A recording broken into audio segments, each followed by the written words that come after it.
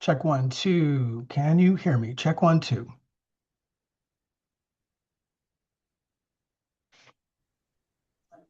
Yes, I can hear you, Casey. Excellent. Hang on, I got some housekeeping to do. I'll be back in a second.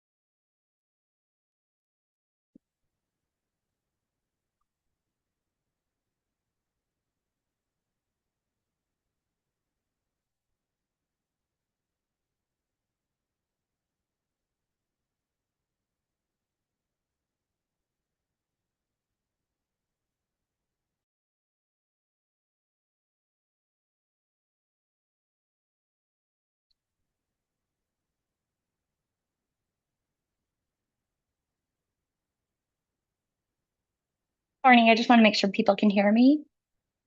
Hey, good morning. We can. Yes. So if Marcy Baker, if you can hear us, could Geneva is trying to send you an invitation to get promoted as a panelist. If you could accept that, Miss Baker, that would be great.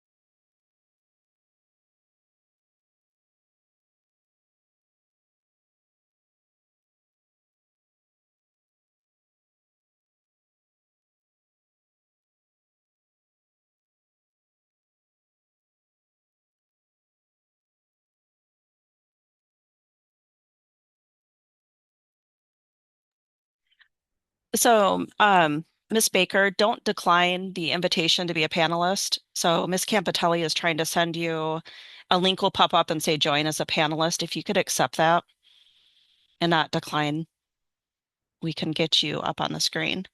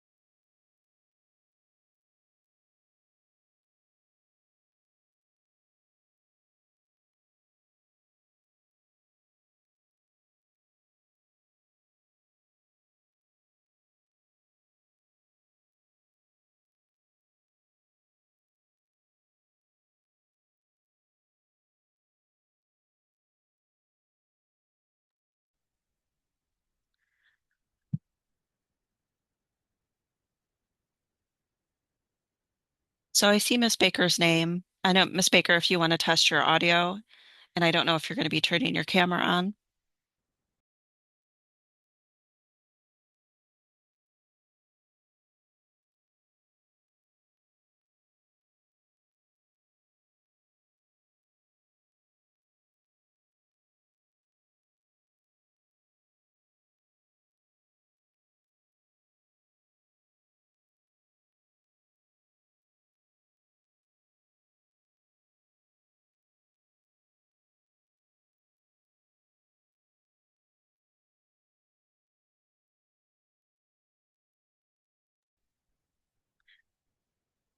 Miss Baker, if you can hear us, can you test your audio?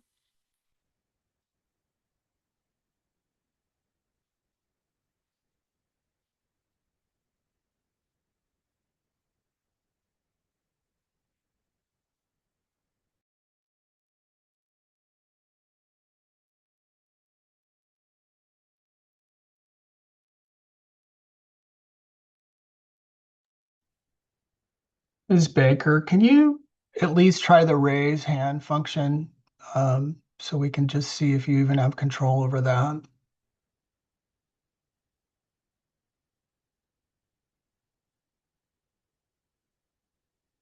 Mm. So Miss Campitelli is going to give her a call, see if she can help her with some of the tech issues.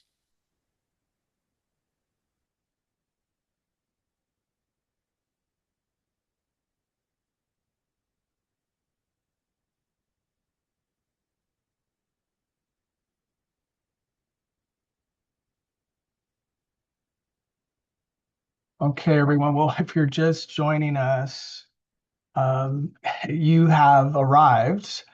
Um, at the interview panel for the position 2 vacancy. Ms. Campitelli is attempting to work with Ms. Baker to get her technology straightened out to participate. So stand by. Looks like we have 40 participants on this Zoom. And I do see some duplicates. It's interesting to look at the attendees there. I don't know how we can have 3 separate county recorders, but so that probably puts us down What, to 32 unduplicated. why don't we take a 5-minute break so we can get this figured out? Okay, so we are going to take a recess, everyone, and work through technology. So stand by.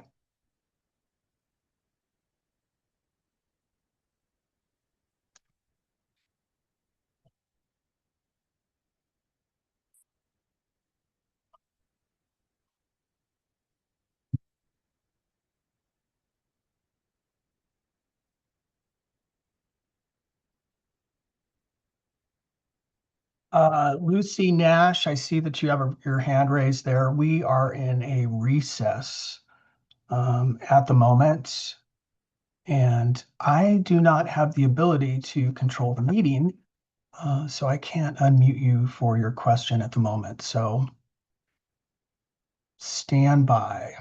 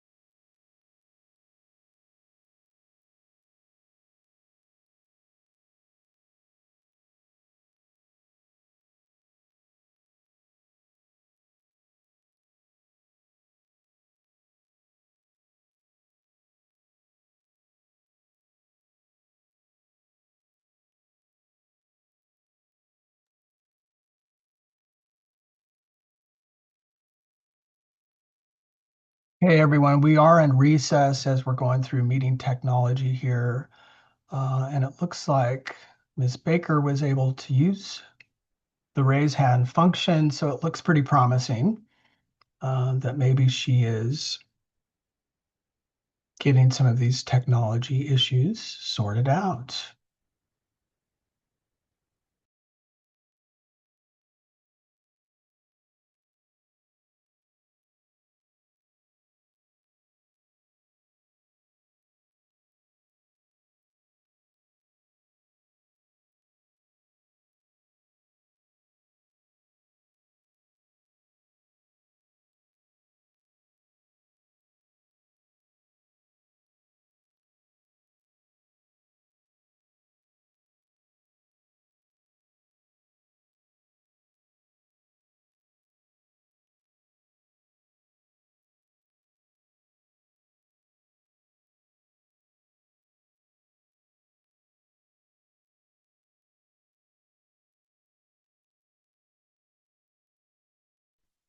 Okay.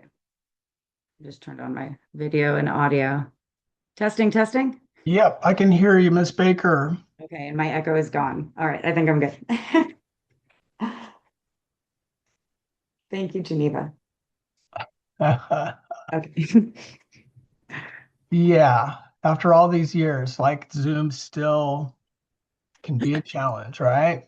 Technology. Well, I don't know what it was at that link. I had no controls to my mic or my camera, and we figured it out. Been there, been there. Glad you could make it. Thank you. Okay, everyone, looks like we are finally getting it all together here. And it's good. It's good. We got quite a few participants today as well. A number of you have joined us on Zoom.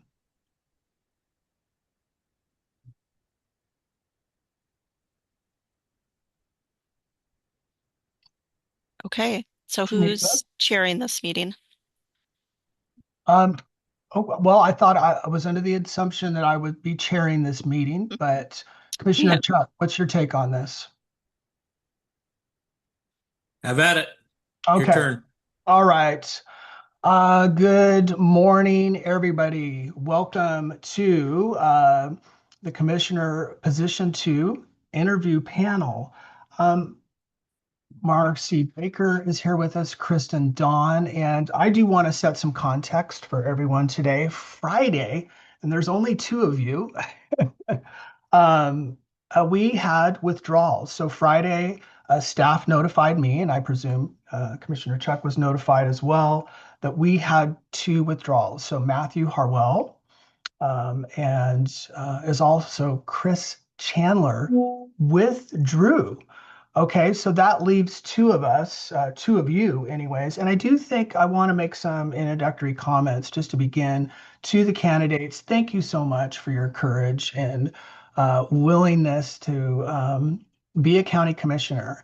You know, there's just so much tension out there these days. It is definitely a difficult time to be an elected official, and the fact that you are willing to really take up the challenge and the opportunity speaks a lot to your willingness to serve. And I think I'm impressed. I'm impressed to see not only how many people applied for the position, but that also during these times, people are willing to take the torch and serve this community. So we've got those two withdrawals. I want to propose a number of things be kind of held in suspended animation for the moment. Um, I sent an email to Council Ewell and Commissioner Chuck Friday suggesting that, okay, what does this mean? Should we bring in additional candidates for interview, considering that we've had these drops? I don't think we need to answer that right now, but I think that's definitely something that we might want to consider. Um, Additionally, questions. Now, I submitted my questions and also asked to see what questions had been put together, aggregated together. Council Yule or Commissioner Chuck, where are the questions and how do we intend to proceed with that today? So similar to last year's process, as commissioners submitted agenda question ideas, topic ideas, Okay. and then staff prepared the questions, and we just followed that same process. So as soon as we're ready to start, the questions will appear on the screen if you guys want to rotate asking them, and then we have for each question the candidates will rotate. Right. So Ms. Baker will go first, and then Ms. Don, or vice versa. Okay, so the intention is, if I gather it here, is to put the questions on the screen, okay? And So first, I'm going to just back up a little bit. I'm going to have you do a call to order. I'm going to have you do the roll call so we can actually officially start the work session. oh yeah, great idea. Yes, let's call this meeting to order. Commissioner Chuck,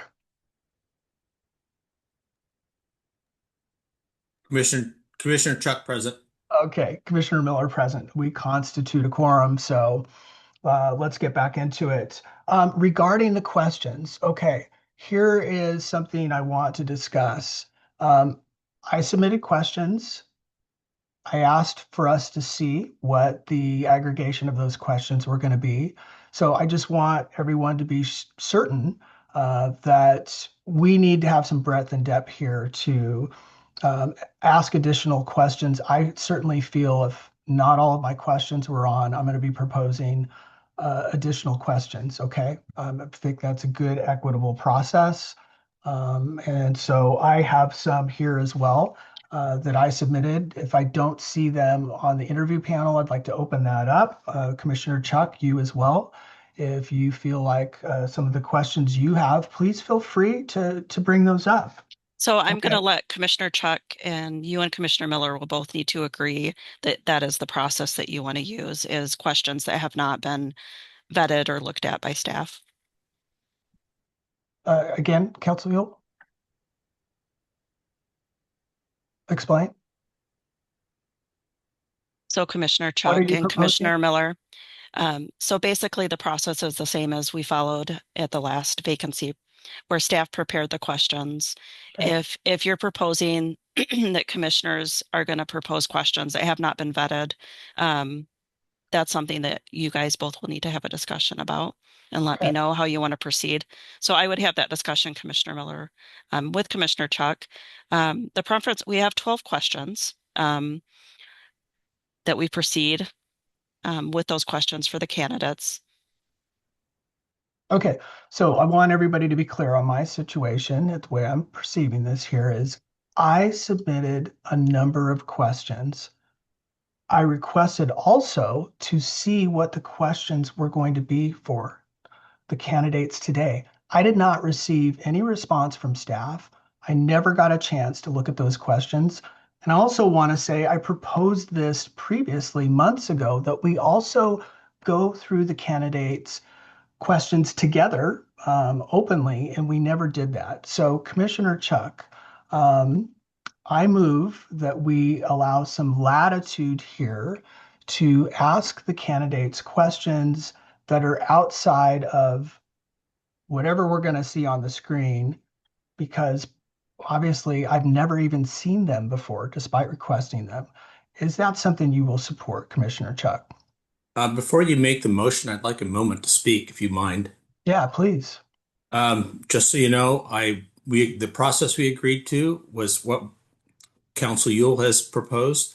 Uh, I did not submit topics. I assume that you did. I did not feel the need. I trust the way that the trust of the staff to get the topics ready. When I interviewed for this position, I don't think that the commissioners were given the topics beforehand either. So I think we should follow that process. I did not ask for the questions. I did not care to see them. I want to be able to interview both candidates openly and where nobody knows the questions that are going to be asked. So Okay. that was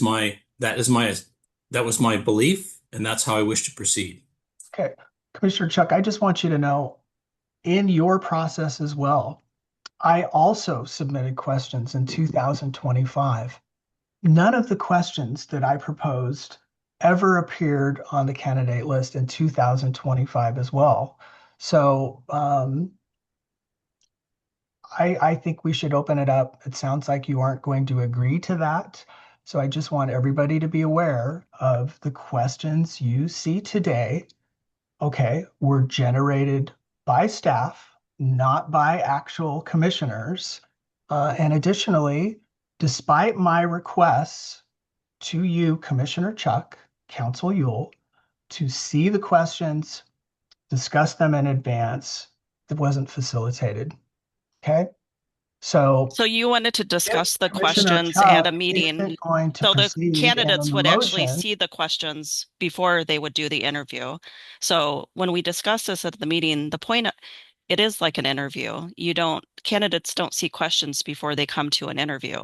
So to protect the integrity of the process, your topics that were considered last year were part of questions that were in the candidate questions. You proposed certain topics, and those were included in what staff prepared. It's the same as this year. Many of the themes, many of the topics are in the questions. thank They're you, not Council Yule. so I hold just on, I'm disagree. not done. Hold on, let me have a turn. Um, They're not the exact worded questions that you submitted, but the topics are the same. Well, I mean, I guess I just have a different experience, Council Yule. But if Commissioner Chuck will not agree to open it up, then I guess we're deadlocked. And, that does bring us to kind of the challenge of where we're at and why it would be helpful to, have a third commissioner. Um, so next thing, I sent an email as well to staff, and please thank you for your patience, everyone.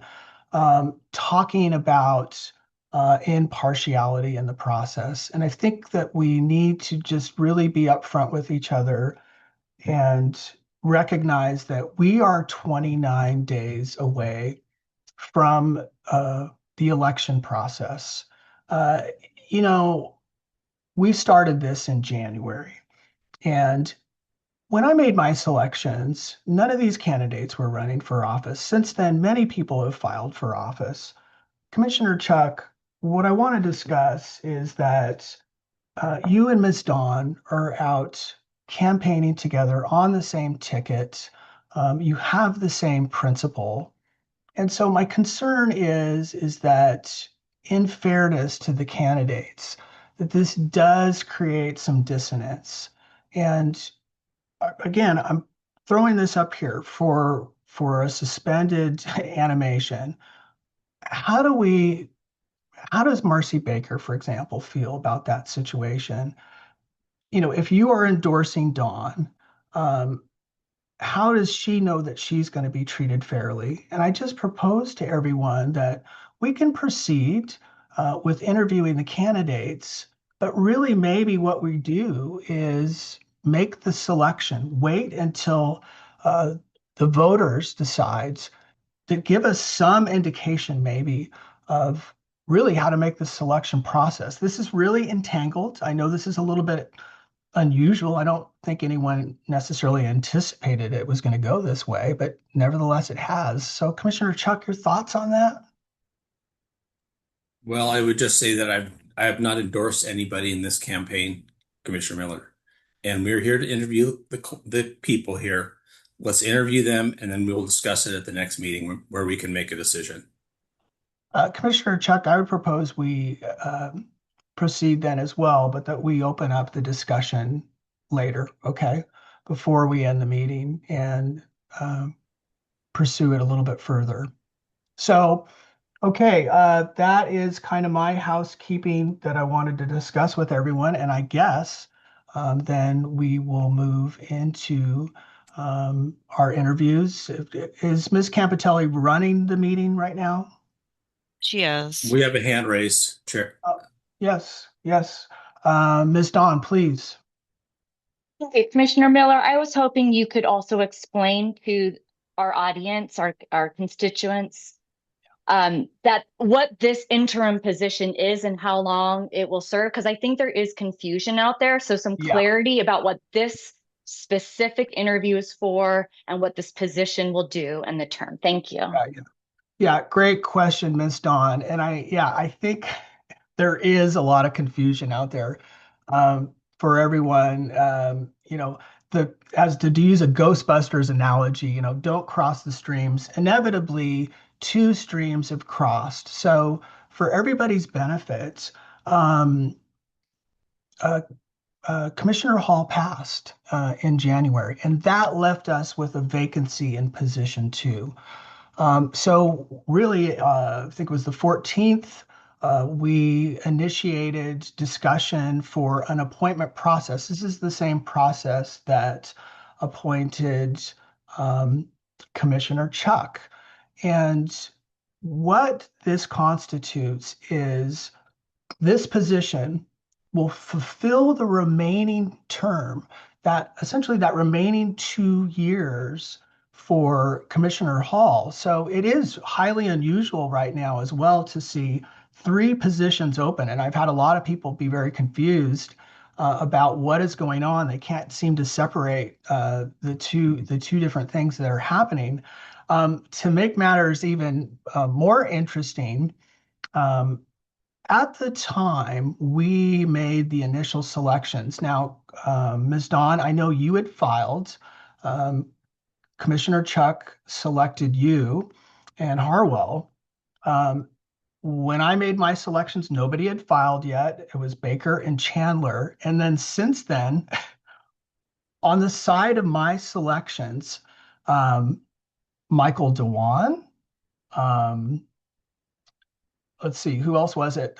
Eddie Townsend, Joseph Steer, um, Nicole Moody, all of these people filed for office in different positions. I believe on Chuck's side, Drew Earls filed for office. And who else was it, Commissioner Chuck, on your end? I think there were, oh, Um, Rigby. Miss Dawn has another question. Yeah, go ahead, Ms. Dawn. Sorry, I think maybe you misunderstood. I'm talking about this interim position. I understand the filing, but I think the clarity that this interview and this position is just to serve until the end of this year, until someone is elected by our county to then take over the remaining 2 years of former Commissioner Clara Hall's term. Yeah, So that's again, all. just sorry, Yeah, because I think that's that's where people are getting confused. So yeah, just I understand your well, that's concern correct. and the optics, but I think it's very important that this is for just till the end of the year. So anyway, and I honestly I know Miss Baker and we just want to serve our communities, and I would love Marcy, Miss Baker. We we really just want to serve whatever is best for the county. So I appreciate your passion, Commissioner Miller. And maybe we could give Ms. Baker an opportunity to speak, or I think she's heard confusion also, and maybe would like to talk about where she's hearing. Yeah, Sorry, great, thank you. great idea, Ms. Dawn. Ms. Baker, do you have any thoughts? Hi, yeah, thank you. I would say, yes, Kristen is absolutely right on where I stand. I just step forward to serve in a time of need. One thing I guess I would really like to start with is that anything I do say here, I am only here as an individual. Being a current elected official, I want to be very clear that nothing that I say reflects on anybody I serve on, any of the three different, the county as a public body, or the city of Lincoln City, or the city council. So my views are my own, and I just want to start off with that and be very transparent. And also, I would be most comfortable personally not speaking about any elections through the process. Yes, I am elected on the public body of the city of Lincoln City and have to be very cautious of the resources and spaces there. And also, I am on a few public governing bodies for the county, and just want to keep a very clear line on elections and speaking in favor or against anything that might be on an upcoming ballot. So, Thank you, Ms. honor to be Baker. here, and I'll leave it at that until we get to some questions. All right, sounds good. So we'll proceed to questions. Thank you, Ms. Dawn. I think good points of clarification. So I do want to clarify because I don't think it actually was, excuse me, made clear. So the Ms. Dawn's question was she wanted it clear how long this vacancy would last. You indicated it would be for the 2 years. That is not correct. It would be until somebody actually takes office by election, which would be by general election in November. They would take office in January. So this vacancy is a very interim vacancy. It's only until somebody actually takes the seat by the general election in November. So not for 2 years. So I think that has been a challenge. There's been a lot of conflicting information that's been put out there, a lot of misunderstanding. So our clerk has gotten a lot of those questions that I've had to try to clear up. That started pretty early after Commissioner Hall passed away. So the term is, yes, it's a 2-year term left.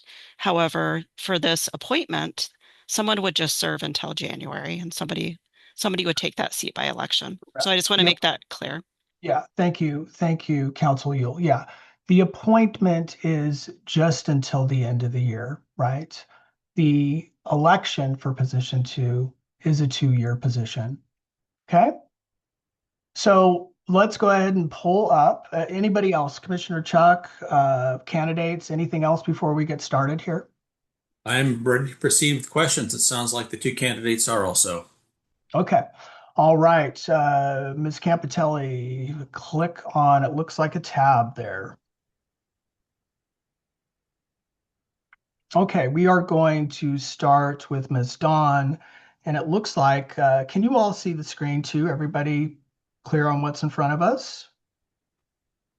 Yeah. Yes, I did see Miss Baker did have her hand raised. She might have a question for clarification before we proceed. Ms. Baker, did you have a question? Yes, it might just be a procedural question, but it just occurred to me that it is possible. Well, there are 3 out of 6 county budget committee members here today. I didn't know if we just want to be cognizant of that. It's not a quorum, but just as far So, as context. Ms. Baker, this is scheduled as a work session. So Right. this isn't a budget hearing, it's a work session. We also have 2 county commissioners, which is why it's a work session. I understand it's a noticed meeting. I just, as far as, We're not here to discuss budget matters. It's noticed as just a work session. I understand that. I Okay. just am hyper cautious and very much like clarity and just as far as any questions go, as far as detailed discussions of the county budget, I just wanted to bring that up. So that's all. Thank you, I Ms. just Baker. wanted a little clarity just in case. Yeah, thank you for that. Good point. We are going to start with Ms. Dawn and what community activities and groups you were involved in and why. And I guess on the next question, we'll switch to you, Commissioner Chuck. So go ahead and take it away, Ms. Dawn. Thank you. And just to introduce myself, I am Kristen Dawn. I've lived here in Lincoln County for 22 years. And I do want to say up front, my plan is to answer these questions with the perspective that this is just for the interim position. So just what I would be doing as far as this year for this term. So not into the future as an interim position. But yes, what community activities and groups am I involved in and why? So for the last 4 years, I have served on the Lincoln County Budget Committee, and I will be serving again this year. This will be my 5th year. I purposely sought out that experience because I was interested learning more about county finances and learning more about our county services. I thought I was a pretty knowledgeable person about what the county did before joining the budget committee, but really I was just blown away through that experience of learning all that our county does for our community and the caliber of county staff that we have. We have some really impressive people doing things. So that's been an honor and a privilege to serve on the budget committee. I also serve on the board and as treasurer for Samaritan House Family Shelter. That is a local nonprofit in Newport. They are a housing and education program for families with children under the age of 18 who are experiencing housing insecurity. And so it's a 9-month housing program. We provide classes in education, set up bank accounts for them to start to save in order to then move into their own place. A lot of services to bring families from crisis towards more stability. We provide childcare for residents and staff there. It's an amazing program. So I've been serving on that since 2021. I also serve on the state's Ocean Science Trust. I was appointed by the State Land Board. So that's the governor, the treasurer, and Secretary of State.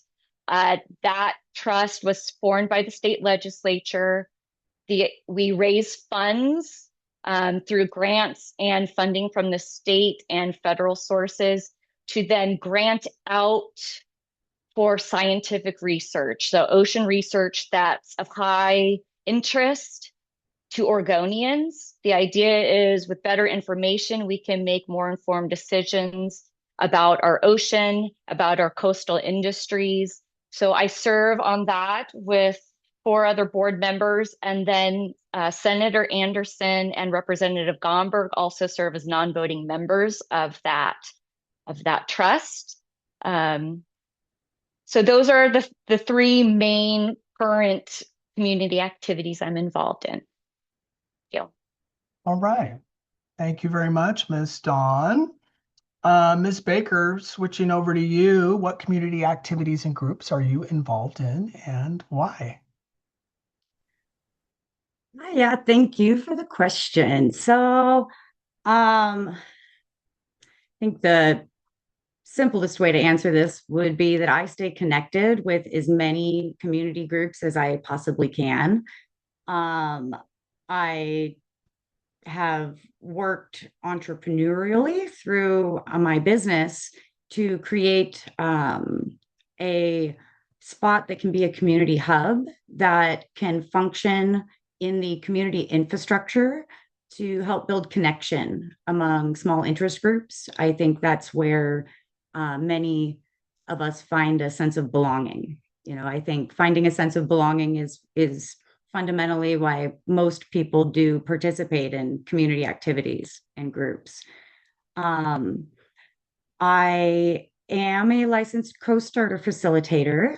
That is an entrepreneurial lean business plan model building program that is through Reinventing Rural. And I have facilitated a couple different cohorts of starters. These tend to be creative individuals that might not think of themselves as entrepreneurs, which I believe is a huge part of our local economy, is our creative economy. And people just creating a job for themselves or building a side hustle into something that can really support them.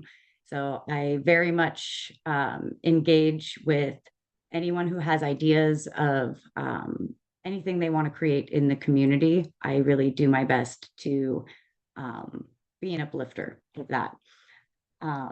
As far as my volunteer time, I have volunteered with multiple different organizations in the past, but currently I have focused, aside from my elected and appointed roles in local government, my one passion volunteer thing I have been doing in the last couple years is volunteering with the End Human Trafficking Mission out of Chapel by the Sea here in Lincoln City.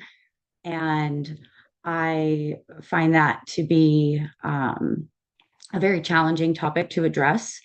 I think Lincoln County has unique challenges around that, and I have learned so much through volunteering with that organization. It is an education-focused organization about raising awareness, and it's one of those topics where if there's one thing anyone can do to make a difference, it's worth all of the work. And I really admire what that organization does, and it's been very fulfilling. So, but yep, I go to as many different community group meetings as I can. I try to write them all in my calendar, and if I have free time, I show up.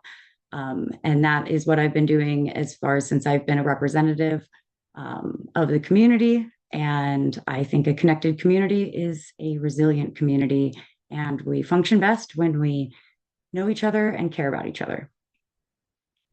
All right. Thank you, Ms. Baker. All right, Commissioner Chuck, going to head over to you as we go into the next one. Okay, this one will be for you, Ms. Baker. Describe the services the county provides as you understand them and how commissioners engage with providing those services.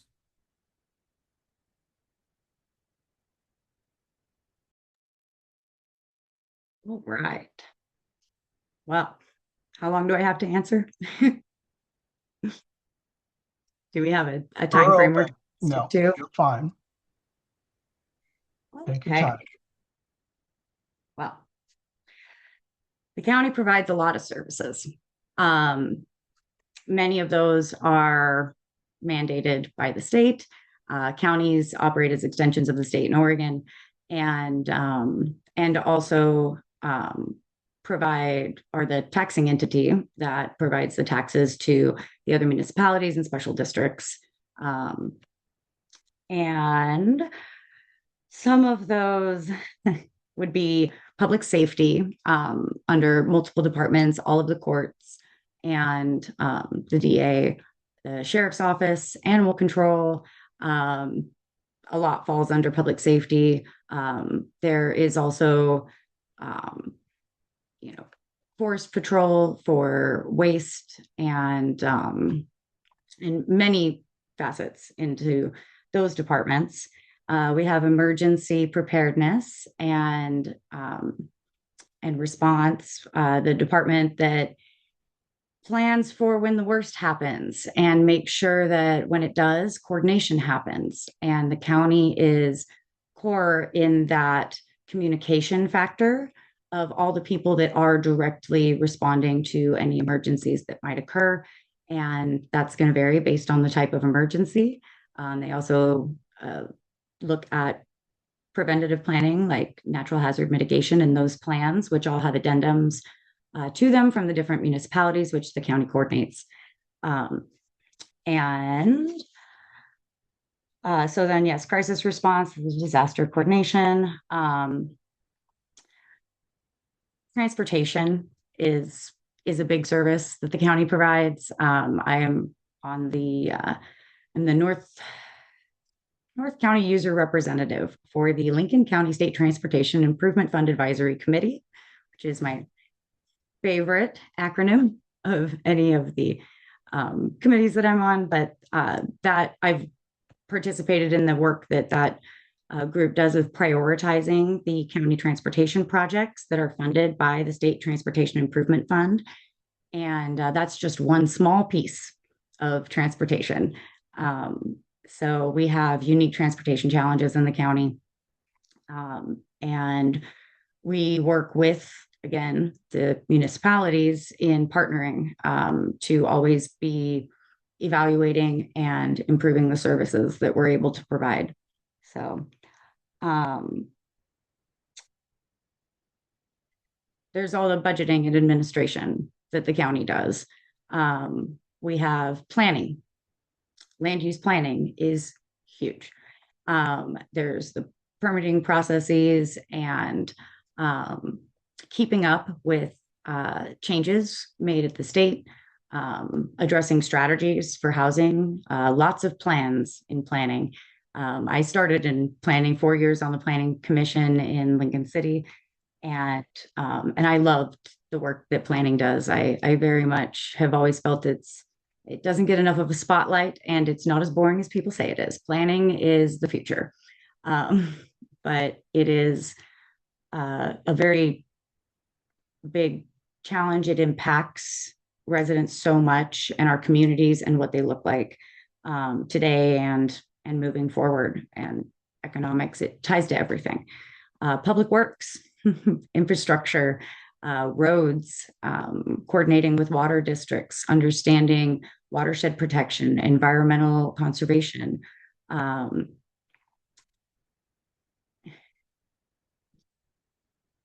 Yeah, public works does so many things that I don't know how much I could really go into detail on all of that, but I think the most important thing from the perspective of how commissioners engage is capital improvement plans and long range planning. Are we depleting reserves? Are we relying too much on debt? Is that creeping in? Where is our aging infrastructure? And how do we prioritize how we do that? I would be very excited and eager to learn a lot more about the county infrastructure. It's something I really leaned into early being a counselor, learning about Lincoln City's water system. And it's really magic how a lot of our infrastructure works and what goes behind it and all the people that really keep that running.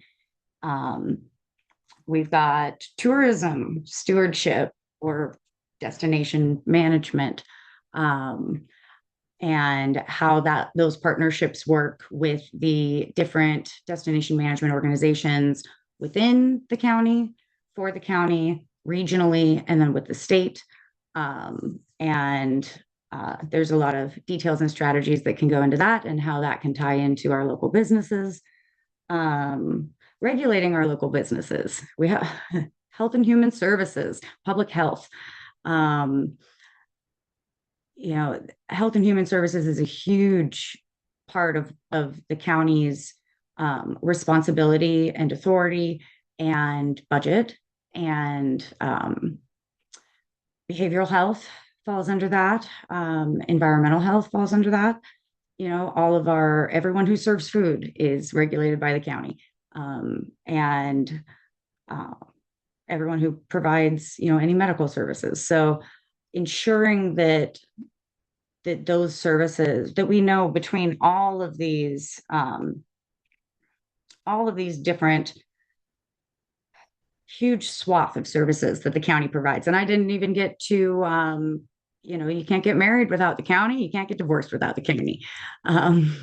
So there's so many ways that everyone needs to interact with the county through these services.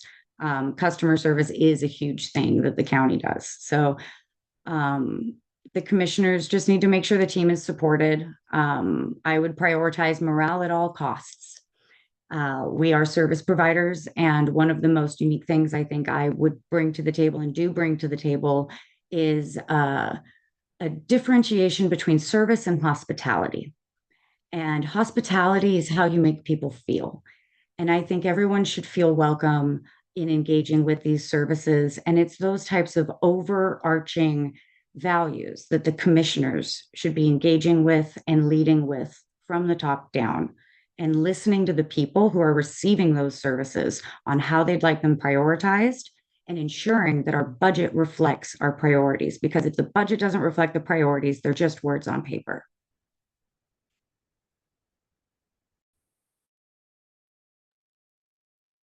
Thank you, Ms. Baker. Ms. Dawn? Thank you. I think Ms. Baker did a great job of covering, but just maybe how I think of county services.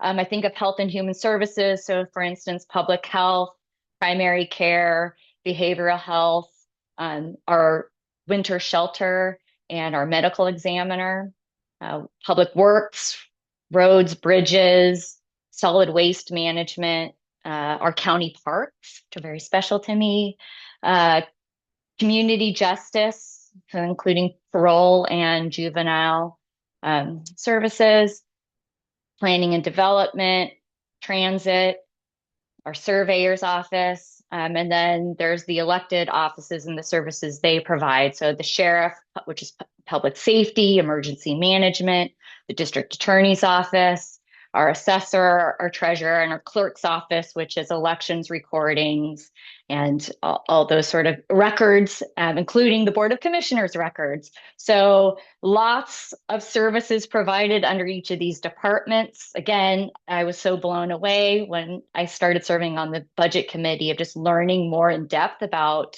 these different departments and the programs and services they provide. As Ms. Baker mentioned, a lot of these services are required by the state for us to carry out.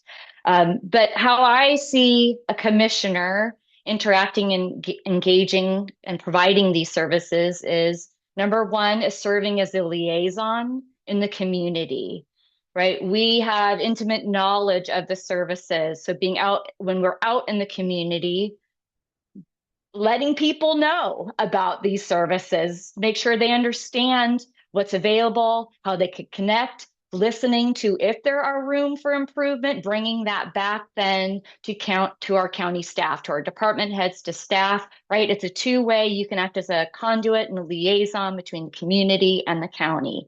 The second biggest role I think commissioners play is as an advocate, right? We can be advocating, for instance, in the state legislature to bring resources to our county to make sure we can provide these services. So that means having relationships with state legislators, going to Salem and meeting with staff, meeting with legislators, maybe testifying in hearings. These are important relationships for county commissioners to have and build. And they need to be continually fed. Also with our federal Congress people and their staff to try to get federal resources to our county. So that's an important relationship and something that county commissioners have a lot more time and flexibility to do than county staff. So this is a great role for county commissioners to play. Also advocating for our county's interests in other arenas. So maybe at a regional level, if there are things that services that we can be coordinating across regions, county commissioners can help facilitate those partnerships, making sure our county's interests are being represented on regional levels. And then the third largest one I would say where commissioners play a role is helping with problem solving, right? We are here to help support departments get the resources they need, think outside the box. We have the ability to be looking at other places and how are other places doing that? Could that model work here? So being that connector with other places, regions, ideas, really, again, we are here to help our departments provide the services. And then as a partnership builder, again, where can we be leveraging county resources, stretching our county dollars further so county commissioners can play an instrumental role in building those partnerships and helping leverage resources. So I think it's very important for commissioners to have good working relationships with both department heads and our elected officials for different offices, understanding what their needs are, I'm not going to be the expert in those. They are the experts. I am great at working with experts, helping them get what they need, think outside the box. And I enjoy that. That is the stuff I really enjoy doing. I have the expertise to do that. And that's what I look forward to in this role. Thank you, Ms. Hahn. All right. Well done, Ms. Baker and Ms. Dawn. I believe we're going to move into question 3. Ms. Campitelli, when you can advance, looks like the slide. We're going to start with Ms. Dawn, and the question is, can you describe a time when you helped implement or improve a complex program? What steps did you do to ensure it was fair, consistent, and easy to be understood? I'm editing a little bit there, but take your time here, Ms. Dawn. Thank you. So I'm going to bring the example. So those who may not know, I worked at the Oregon Department of Fish and Wildlife for 18 years. I worked on ocean and coastal and fisheries issues. For 12 of those 18 years, I led the Marine Reserves Program. So this is a program that was responsible for the management and scientific monitoring of Oregon's 5 marine reserve sites. So people who are not familiar with marine reserves and protected areas, these are areas out in the ocean off the Oregon coast that the state of Oregon has reserved for conservation and scientific research. And in these areas, fishing is either prohibited or restricted, and all ocean development is prohibited. So you can't do any mining, you can't do wave energy development, you can't lay undersea cables. So it was the planning process that was multi-year. It was quite contentious. I was heavily involved in the planning process, helping lead the public process. But what I'm going to focus on is I was the uh, I was the first program lead. So once the planning process was underway, the state legislature passed a bill and said we're actually going to start a program, provide funding and staff. So I was the first program lead. So I had to spin up the program, manage a multi-million-dollar budget. And as you might imagine, since the planning process was quite contentious and people were understandably, there were a lot of concerns, a lot of passions on every side. There was a lot of close paying attention by state legislators, the fishing community, the conservation community, local government on how our program was going to be spun up, implemented, and carried out. So I learned a lot along the way in building this program. So number one, what I learned was you need to have very frequent communication and explaining what you're doing, how that information is being used, and how it affects people. So there's a lot of bureaucracy in state government. And so I had to spend about a year getting permission to have my own website for my program so I could have very frequent, relevant information, very accessible to the public, specifically about marine reserves. We built an amazing website that's been a huge resource. We were getting feedback, especially from fishermen, when we were out doing all sorts of research in the ocean on a very regular basis, but people weren't seeing us out in the ocean. When people don't see what you're doing, they assume you're not doing anything, right? That's a very reasonable. And so we started working on ways we could provide more frequent information about what type of work we were doing, how frequently we were doing the research, where we were doing it, and then how that information that we're collecting is being used for real world problems. So we developed a monthly electronic newsletter that always talked about what research we had just done the last month, how people could get involved in that research, if we had contracts available for fishermen, because we like to use fishing vessels to assist us in our research, who we were partnering with, what local community groups we were working with, what businesses we were partnering with. The idea was we needed more constant, frequent contact. And that did start to really help feel people understand what we were doing, how that information, how the data we were collecting was being used, when we were being able to supply that data to fisheries managers and stock assessors. So that was a great way to start building some transparency about what was happening and how the information was being used. We had to develop management plans for each of the 5 marine reserve sites. I was the person responsible for designing the process for developing those plans. We provided multiple ways for people to engage and provide input. We were very clear about how their input was going to be used to develop the management plan. For each site, we rotated workshops in every single community. We were holding 3 or 4 workshops in different communities that all had connections with each marine reserve site. The idea was you don't just hold a meeting in one place, you need to be more accessible. We made them workshops, so we weren't just talking at people. The idea is we wanted people to engage. We wanted to hear their ideas. You know, we had flip charts, we had sticky notes, we had forms people fill out online. We tried to provide lots of ways to provide input. People could also email us with any input they wanted to provide. They could call us. They could set up a meeting. They could either come to us or we would come to them. So the idea was we wanted to make as many ways to hear from people as possible. We also noticed when we were developing the management plans, there were a lot of really great ideas and interests, but they were beyond either the jurisdiction of what ODFW has the authority to carry out, or, you know, we had very limited resources. We have limited staff and funding. We really had to focus on the mandates that the state legislature gave us.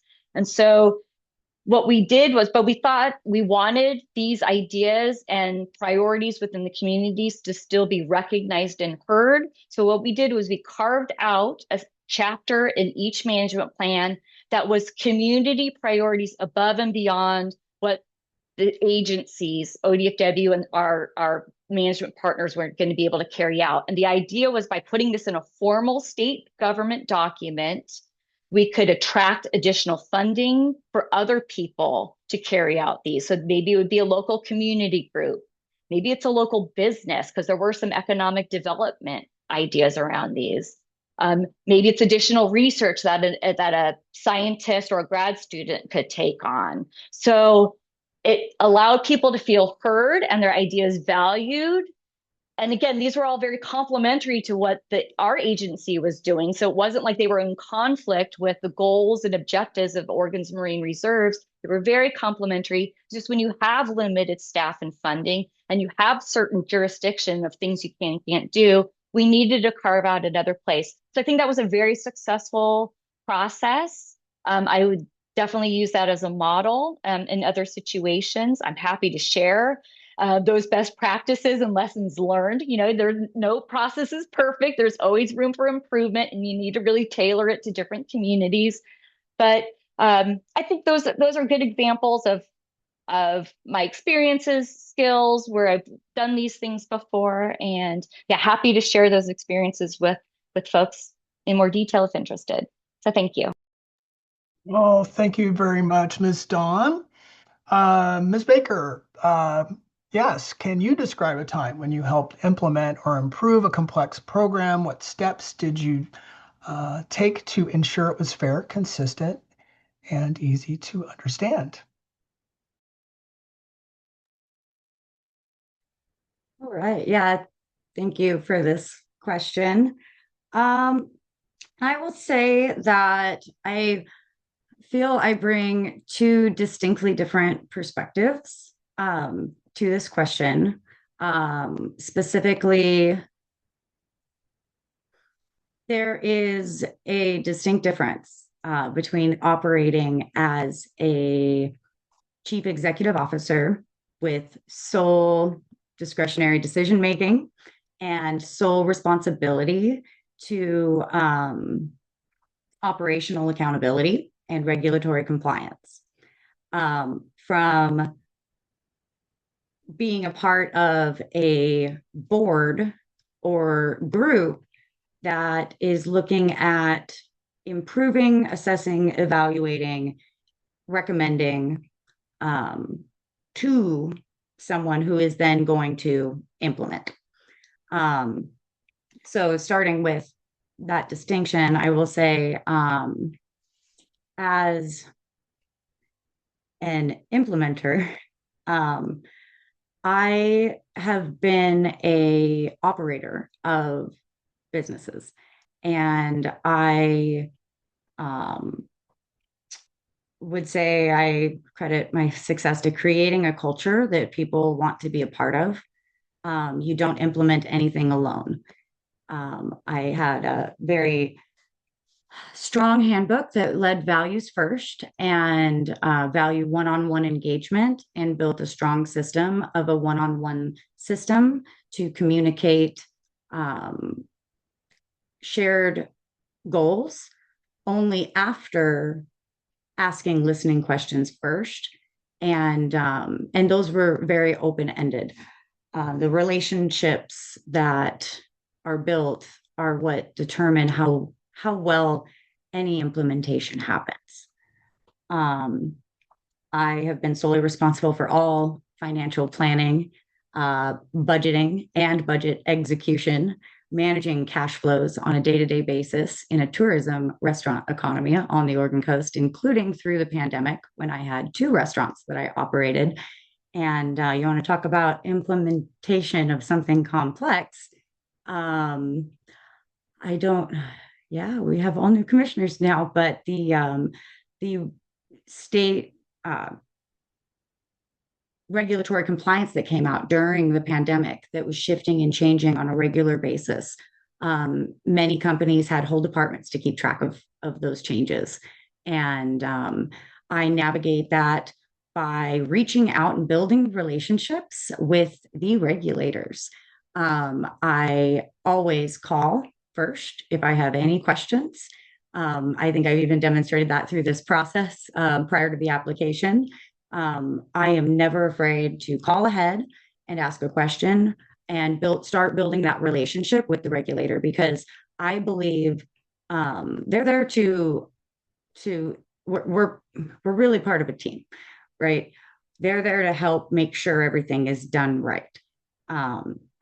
And so those relationships, again, are really important. I very much know how to do a lot with a little. I combined the two businesses after the pandemic. I knew I wanted to combine those under one roof a year ahead of when my leases were up. And I built a plan that included my entire team, and allowed every single person to participate in whatever capacity they wanted to. And really, with the foundational mindset of creating a sense of belonging through that transition. And it was quite a success. When I announced the last night we were closing, word had not even gotten out. My team, we built such trust that there was no need for any signed contracts of confidentiality. That's the value of building authentic, real relationships. I also have developed all my own policies, and find policy creation to be an art. I very much enjoy policies. I believe the best policies you can apply to your favorite person and your least favorite person equally. And if you don't feel that you can equally apply a policy to every single person, then you haven't found a truly great policy yet. As far as improving complex programs as part of a body, which I think is honestly more reflective of this particular role, being a commissioner. Commissioners, unless under unique circumstances with the authority of the full board, would not be going and implementing programs on their own. You only do that in partnership with administration. And but as a group, improving things is work I have really grown to love very much. I believe that in public service, we have to start with involving the whole community and listening to the community, because the best decisions are only made with valuing that local wisdom. And I was very, very much involved in the update of the Lincoln City Comprehensive Plan that involved years of work and work sessions and public feedback and hours of talking and drafts after drafts after drafts, and loved the process. And the way I contributed to that is reviewing what other communities have done and sharing information with the public as often as possible, talking to people, as far as ensuring things are fair, consistent, and easy to understand. When part of those governing bodies, we all do have a responsibility to public meetings law, and public meetings law in Oregon exists to ensure that all of our decisions and deliberations are reached in public, where the public is able to understand not just what the decision being made is, but how that decision was reached. And so I take that as another keystone to all of the work that I have done in public service, because I have never had a job on that government side of being staff. So I solely have the perspective of having those responsibilities and duties to public records law, public meetings law, public budgeting law, and very much see it as our duty to uphold the values that are the intention behind those statutes. And so sometimes that might mean you just got to double check and read things twice and make sure, where does it say that meeting is and what time is it? Because typos happen and mistakes happen. And it's oftentimes hard for the community to navigate last minute changes and things like that. And so, as much as we are able to share our perspective, listen to the community, give that feedback so that we can always look at improving our systems. I am a firm believer in systems that serve people. And I do not believe that there is ever value in finding fault or blame with individuals. I think mistakes happen, bad decisions happen. Those are two separate things. They should be addressed separately under clear policies and procedures. And that when those things go wrong, we always should be going back to the system and say, where did the system fail our people? And how can we improve that system? So I have worked on many complex things. I lead from values, relationships. I bring ideas to the table. I can dive deep into topics quickly, but I am definitely a generalist. Thank you very much, Ms. Baker. And I do want to recommend that we go into the next question and then take a quick break so everybody can use the bathroom, get some water, do some things they need to do. But I pass it over to you, Commissioner Chuck.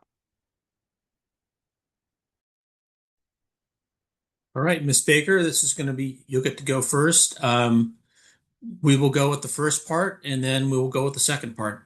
Does that work?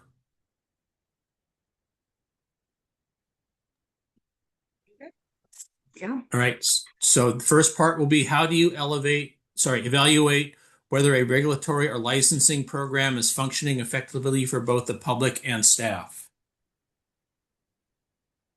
You have to have measures. So what's measured grows. And if we're not measuring, how can we know where to make improvements or where barriers might be? I think we always need to be on the lookout for barriers. We need to be listening for those all the time from staff and from the public. And we have a lot of wisdom in our local community here in Lincoln County. And I think we very much need to value that. We should have regular channels of two-way communication available that are easily accessible and transparent. I'm currently part of the ad hoc committee that is working on a citywide public engagement plan for Lincoln City that fundamentally addresses communication and how the public body takes in information, how information travels within the organization, and then how the organization puts out information to the public. And I think having continuity across departments, methods, outreach efforts is very much something that makes government more accessible to people. And making government more accessible to the people it serves should always be our goal, because that is why government exists. And the people being served have an incredibly valuable perspective that in the almost 7 years that I've been serving, I would think people would be surprised how many meaningful decisions are made for our communities by 20 to 50 people who engaged or showed up.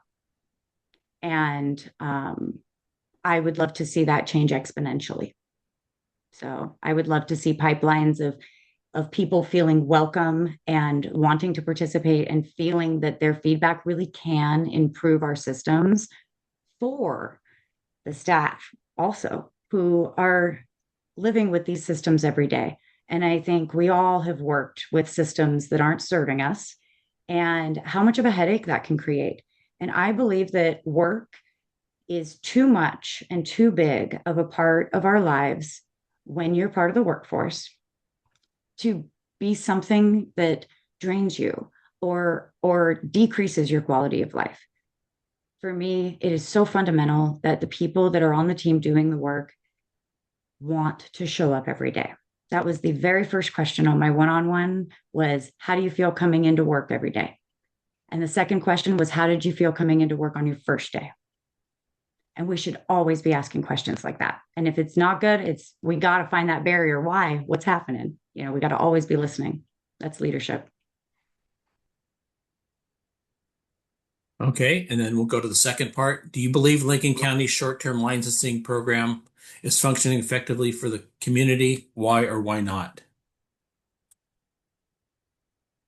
Well, I think the Lincoln County short-term licensing program is fairly new. And I will be transparent. I don't feel I've received enough data or talked to enough people specifically about that issue to know if it is working effectively for the entire community. I know short-term rentals and licensing have been a hot topic challenge in our communities. Short-term rentals was actually the very first topic that got me into the council chambers in Lincoln City, making public testimony at town halls back in, I want to say like 2012, 2014.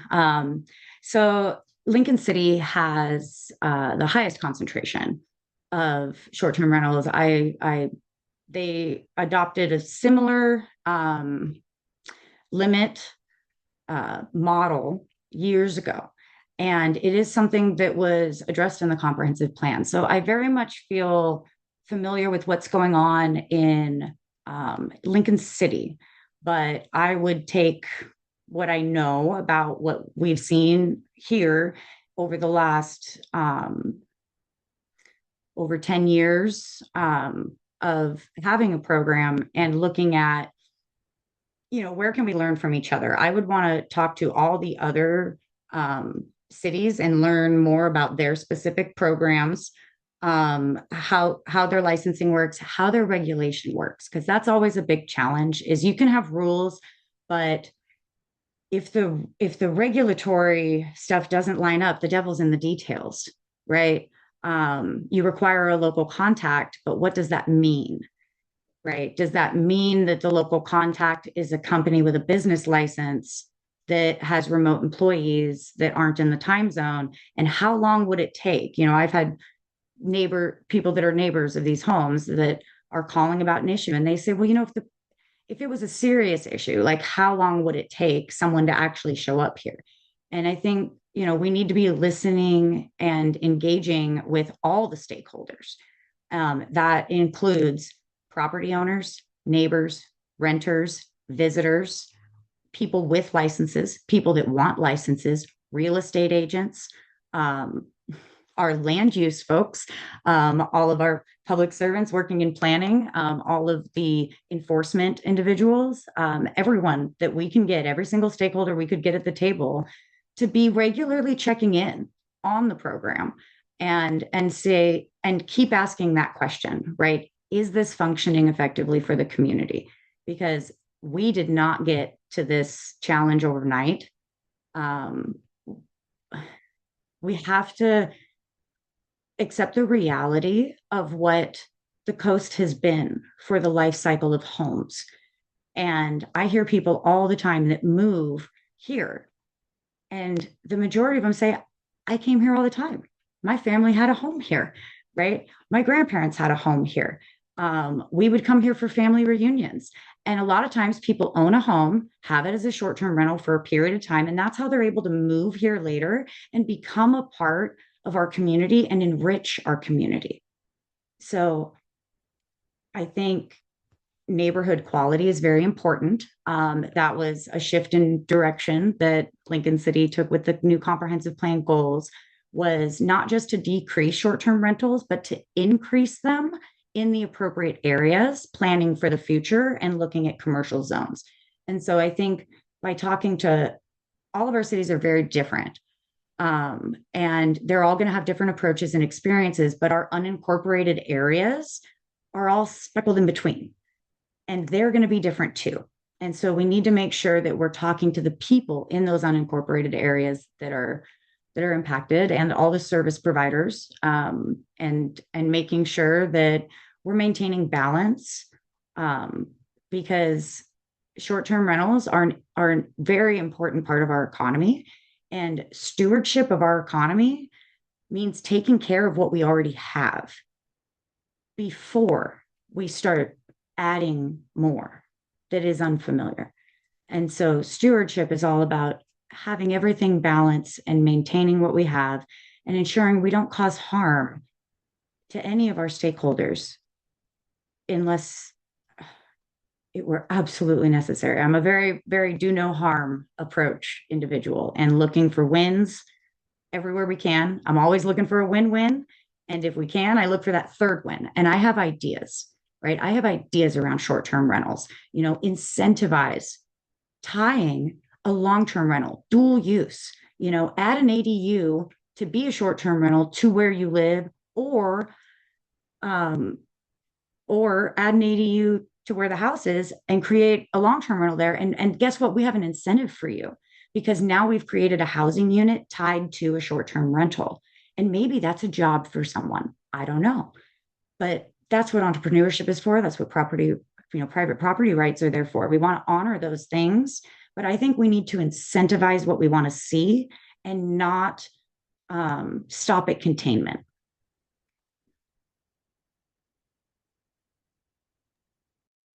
Right. Thank you, Ms. Baker. Ms. Dawn, you want to, I'll say, how do you evaluate whether a regulatory or licensing program is functioning effectively for both the public and staff? And then we'll go on to the second one after you answer the first part. Okay, so I agree. Evaluation of programs, policies, regulations is extremely important. Are they meeting the goals and objectives that they were set out to achieve? I do have direct experience in this. So as part of, again, going back to my time at Oregon Department of Fish and Wildlife, running the Marine Reserves Program. So there was statutes passed by the state legislature saying ODFW must go forward and do these things. But then I had to then develop the Oregon administrative rules that spelled out what activities were prohibited and allowed in each of these areas. And I had to coordinate that actually amongst several different agencies because Oregon Department of Fish and Wildlife regulates fishing and hunting, but Oregon Parks and Recreation Department actually manages beaches, intertidal areas, and seaweed harvest in the intertidal zone. And Department of State Lands actually manages the boundaries of each of these sites, anchoring anything to the ground, and also kelp harvest out in. I had to coordinate developing OARs across multiple agencies, ran the public process for that. We already had spelled out in the legislation what types of activities, and from our recommendations from community groups who put forward these sites and what should be allowed and not. But I had to spell out the legal language that could be enforced. I also had to coordinate with Oregon State Police because Oregon State Police does all fish and wildlife law enforcement. That is not done by ODFW. So we did, after a couple of years, evaluate the OARs. I did that by consulting with my own staff, Oregon Parks and Recreation Department, Department of State Lands, and particularly Oregon State Police, because there was some things how the language was written where they were having difficulty enforcing some of these issues. So we had to do some language cleanup, had to do some clarification.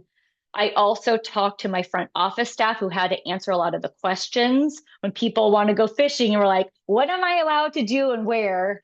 They heard a lot of questions about the marine reserves, and they are very complicated regulations. So taking those and seeing where there was still some gray areas of confusion in the regulations and how we can explain them. And then my office, I often was answering regulatory questions from the public. So taking all that, going back to the OARs, working with our Assistant Attorney General that's assigned to the Oregon Department of Fish and Wildlife to make sure they were legal and the Oregon State Police could actually enforce these. So that's an example of where I took lots of input, had to bring it back to the Fish and Wildlife Commission to adopt the language to make it more enforceable and clearer.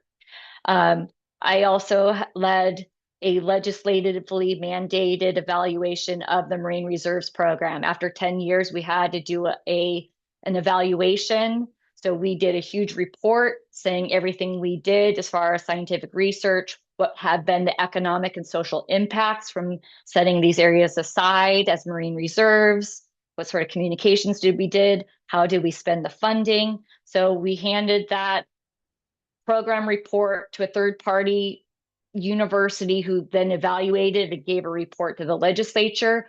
We laid out how we were meeting the goals and objectives that the state legislature laid out. We had lots of public input into that. Again, a third party evaluating that. The state legislature said, we like this. Here's where we want you to make changes and improvements to the program. Move forward from here. So it's very important. And I'll answer the second part of the question specifically about the short-term licensing program. I live in an unincorporated community in the county, so this policy does affect my neighborhood, affect me. And overall, I think this program is working. It was implemented to address several things, and I think it's striking a decent balance. So it was set up to try to protect our long-term rental housing stock because we have a shortage and we don't want to be taking from that stock with short-term rentals. It's trying to address neighborhood concerns such as noise, parking, and septic capacity. And it's still supporting our tourism economy, right? It still does allow for some short-term rentals so people can come and stay here overnight, spend their money here in Lincoln County. And those short-term rentals do provide transient lodging taxes, right? That is money some of that comes to the county. And now, thankfully, some of that comes to the county where we'll have more freedom to spend some of those monies on other county needs, which is great news. So I do think this policy needs to be evaluated periodically. Is it still meeting these objectives? I am not familiar how staff feel it's going as far as implementation. How easy or difficult is it to be running the program, collecting fees, keeping on top if there are violations? So that would be something I would need to have more input from staff on. I'm curious how much the fees are bringing in as far as revenue, because there could be opportunities that this could be more of a revenue. Or is administrating the program more of a hassle than it's worth in collecting fees, right? These are the things that need to be evaluated. However, as I mentioned, I'm only looking at this interview right here is what this position will be doing now between now and the end of the year when then the elected official will come on board. So I do not believe that this policy and this program needs to be evaluated anytime this year, and probably not for a little while. I think there's some other really, really big issues facing the county as far as budgets, some other things coming up. So I think we need to be focusing on that. But do agree this does need to be evaluated again at a future time. All right. Thank you, Miss Dawn. Okay. Good job, everyone. Seriously, nice. Let's take a break, everyone. 5 minutes. Does that sound okay? Come back at about 10:36 and resume. Sound okay? Okay. All right. We are in recess.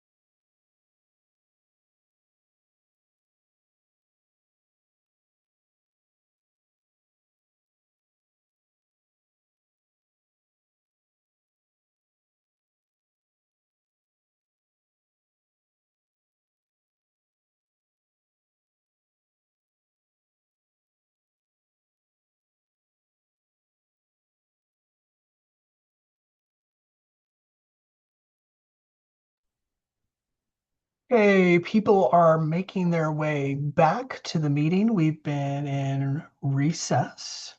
See Ms. Baker, Ms. Yule, Commissioner Chuck, Ms. Dawn, and it looks like all are back. Ms. Campitelli still with us? It looks like she is. Okay, we're moving into question 5. Um, okay, and we are going to start with Ms. Dawn. There's 5A and 5B. 5A, Ms. Dawn, how do you approach improving organizational readiness for emergencies or unexpected events? Part B, what role did communication and planning play? I'll leave it to you to kind of just roll into Part B as you move out of 5A. So take it away when you're ready. All right, let me read the script. Please take your time.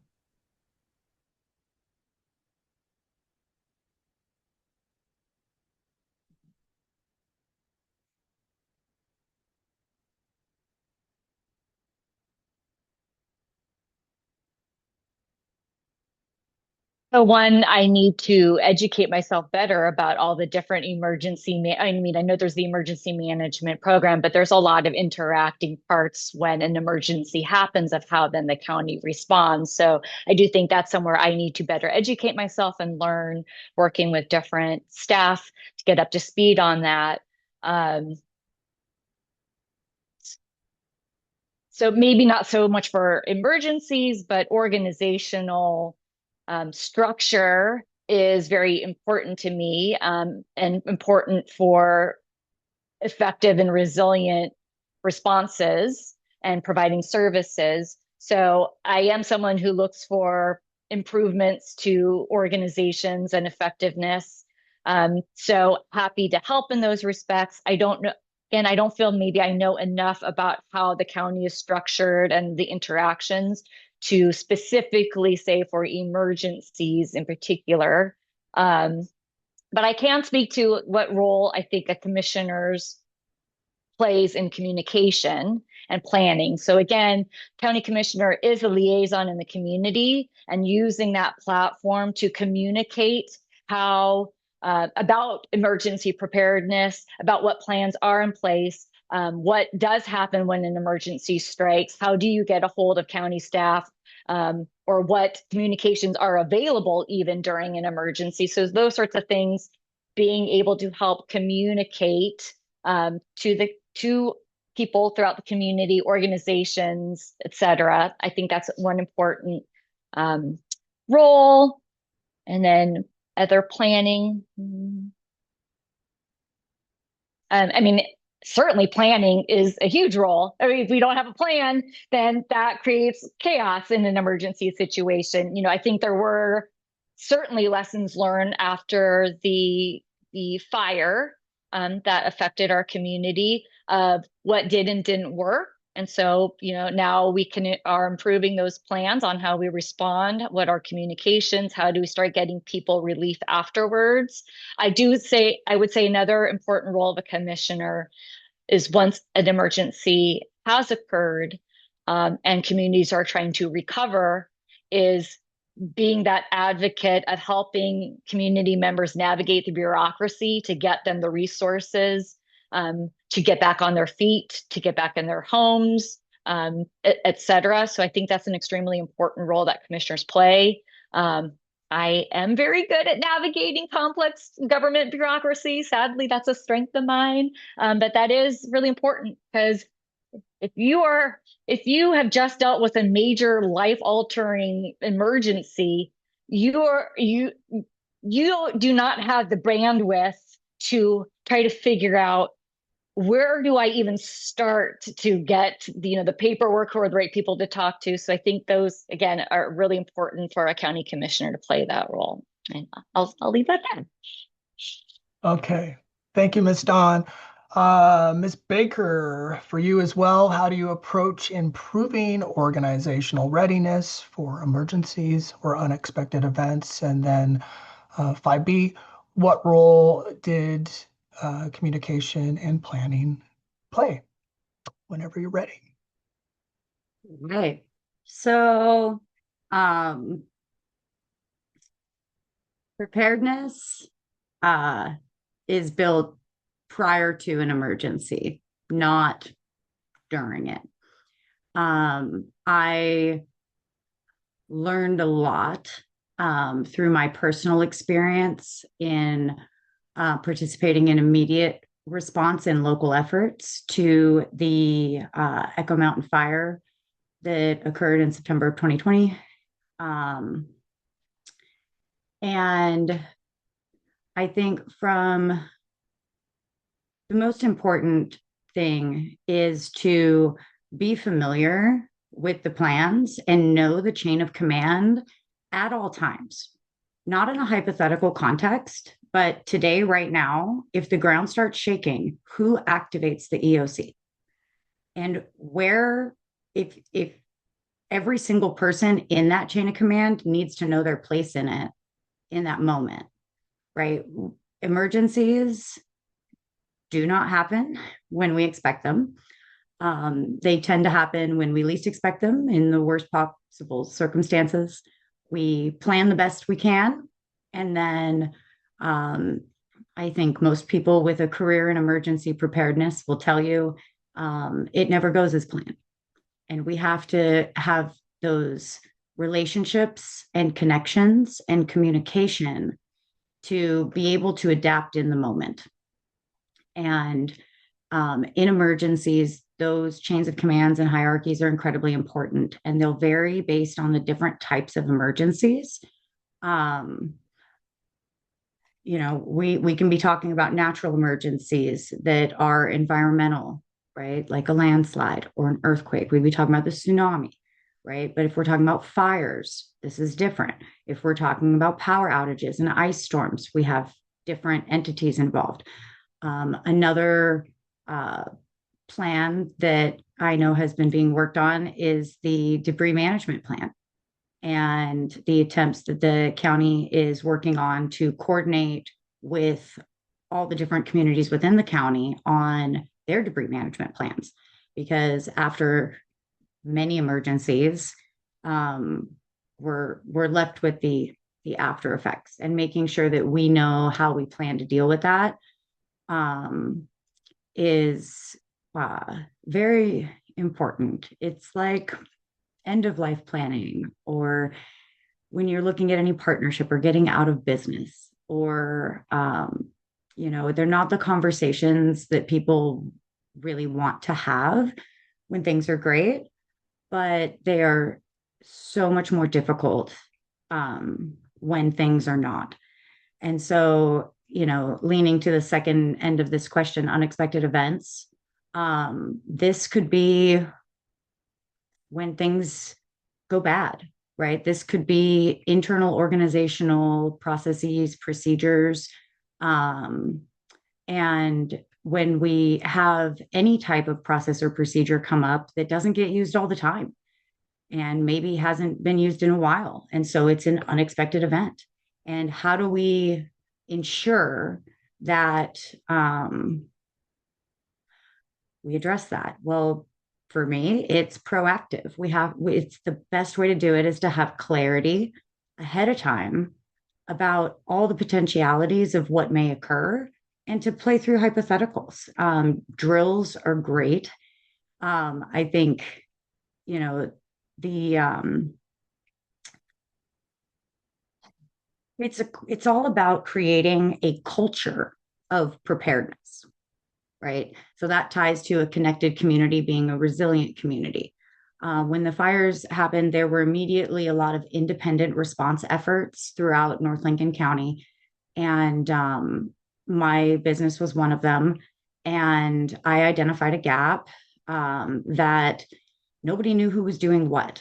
And we reached out through word of mouth, who knew who, and social networks to connect as many people as we could that were part of different community organizations, and had a community meeting. In my business, I believe there were 50 people there representing probably 30 different groups, entities, organizations around the county, and we just conglomerated information.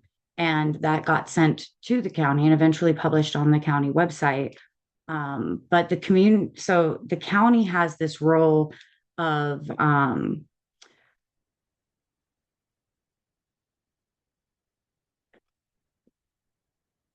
connecting with the regulatory requirements and procedures when emergencies happen, right? You're going to have to likely have an emergency meeting, make a declaration. There might be a supplementary budget to follow. You've got to document everything. If you're needing to track things for reimbursements from the federal government or FEMA, there's that whole administrative side of an emergency that the county deals with.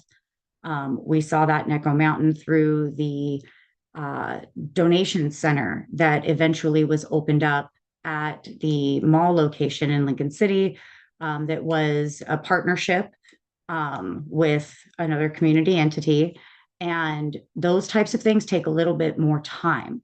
What I think a reality that I learned very clearly is when these things happen, neighbors end up taking care of each other. And the county can play a role in connecting those efforts ahead of time so that we have those authentic, organic social connections. And that is why I firmly believe that a connected community is a resilient community. It was people knocking on each other's doors that are why we didn't lose any lives in that fire in the middle of the night. And I saw hundreds of people donate thousands of hours to support each other. That heart and compassion and love is here. It is here all the time.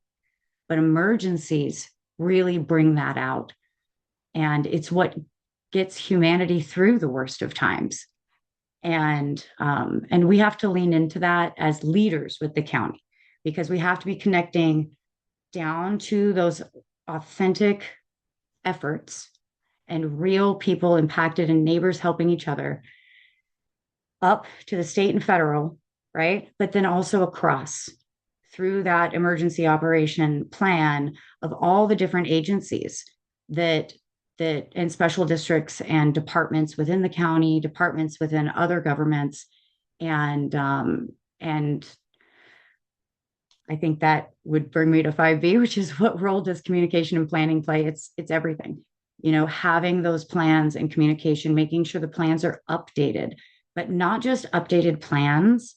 We need to prioritize taking proactive steps in those plans, particularly like natural hazard mitigation, emergency preparedness, the caches. We should be taking a regional approach to this, where we're looking at where all of the resources are, where everyone's at with their plans, and really lead in convening this, building a culture of preparedness.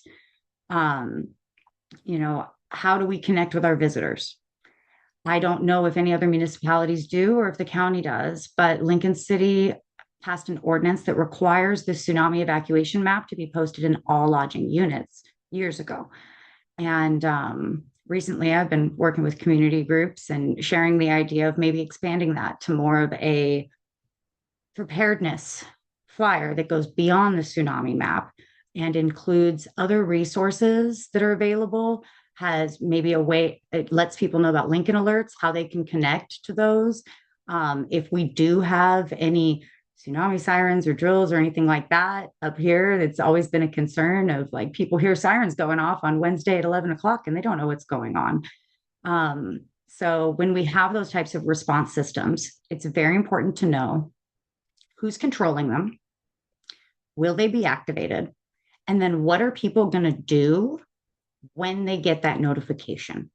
Because we have seen so many instances across the world where communities are used to drills, or they're used to false alarms, or they're used to things not being so serious, and it results in a very real tragedy. And so, again, a culture of preparedness and knowing how are we going to respond, not just if you're thinking about when you're at home and where's my stores and I've got my go packs. You know, you might be at a community meeting in another town, right? You know, you might be out of town in another city in the valley, right? Our entire region could be impacted by a severe Cascadia event. And that is one big thing that I think um, can create fear, but I don't believe in leading with fear.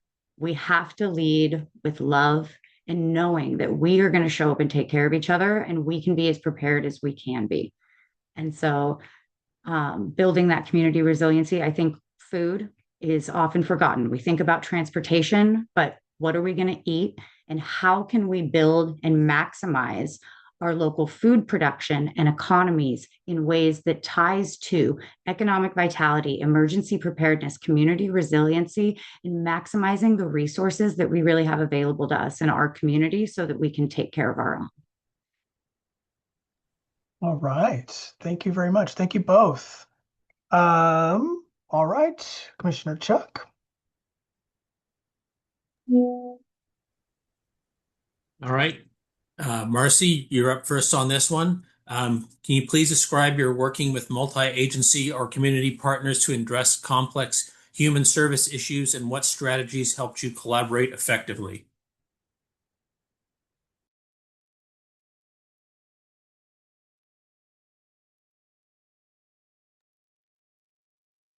Yeah, so I think this is a great question. And the opportunity I've had, I believe the most experience working with multi-agency and community partners to address a complex human service issue would be my service on the Lincoln County Homeless Advisory Board.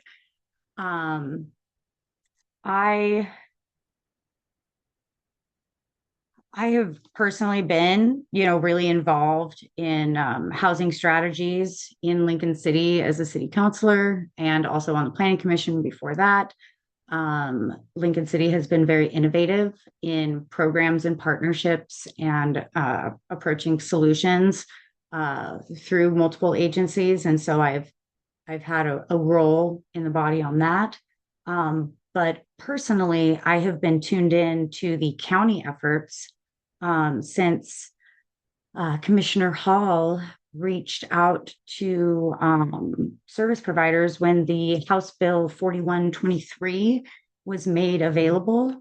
I had partnered with Coastal Support Services during the Echo Mountain fire relief in late 2020. It was the executive director, Amanda Cherry Holmes, of that organization that worked with Claire Hall to submit the application for Lincoln County to be considered for that pilot program.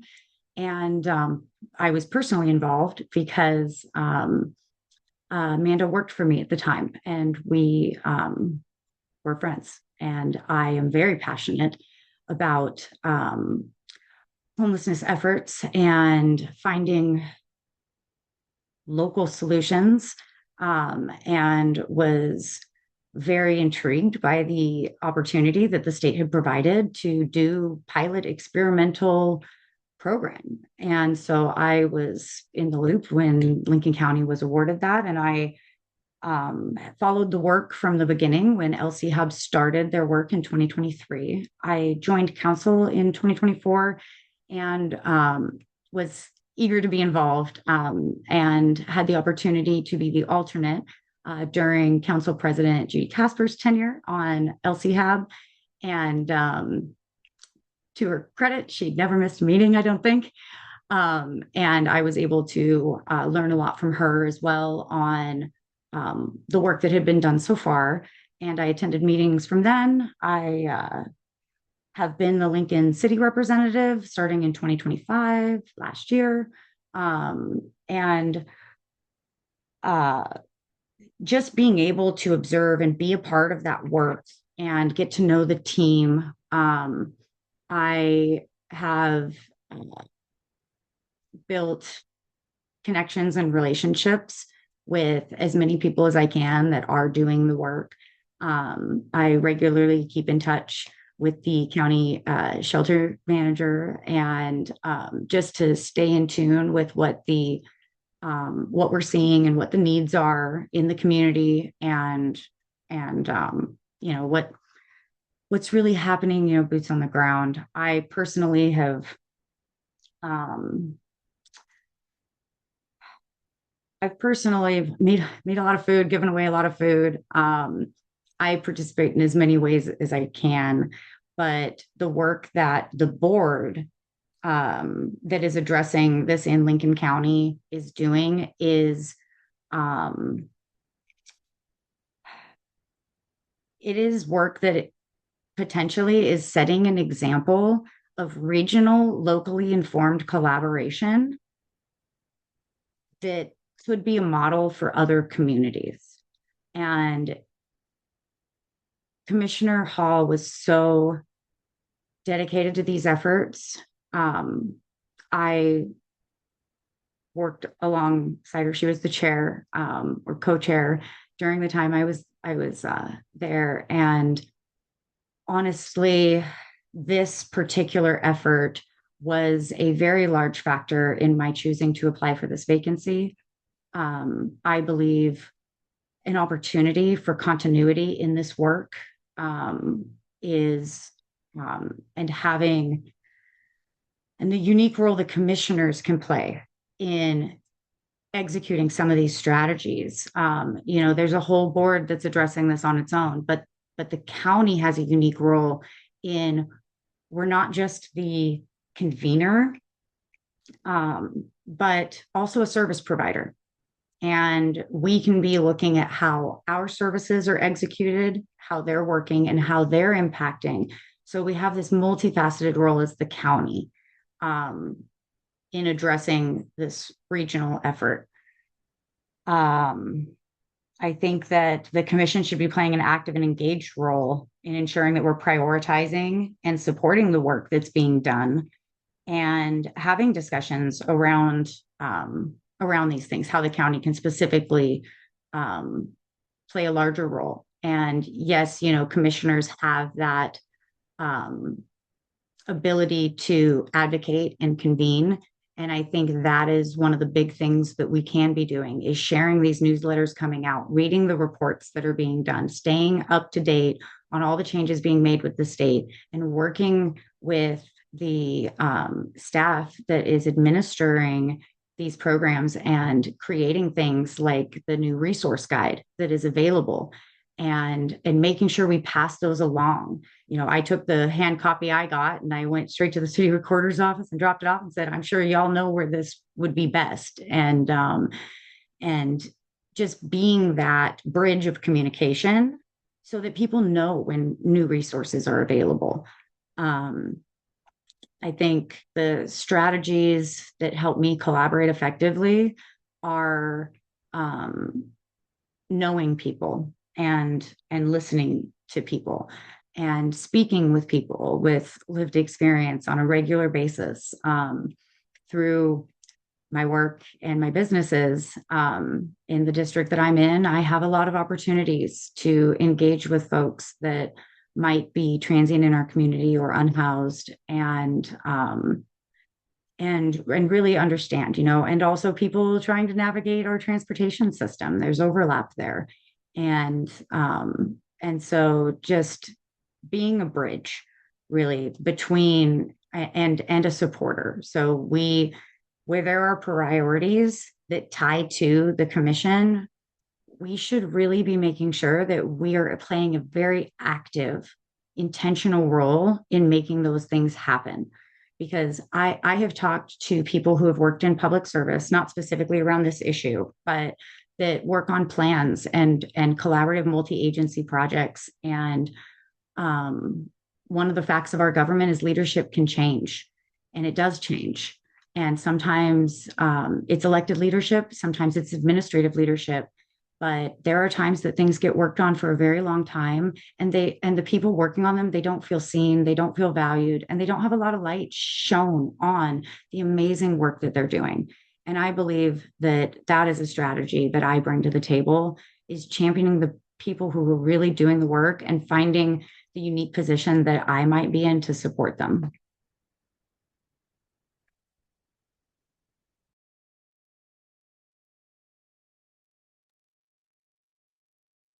Thank you.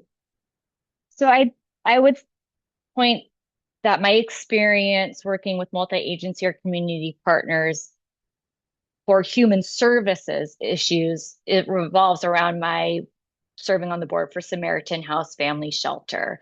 So they are a community partner in addressing housing insecurity, helping families move from crisis towards stability, providing a lot of life skills. But it is an entity that provides wraparound services for the people who are going through this program, right? So they work with Department of Human Services, behavioral health, the Housing Authority.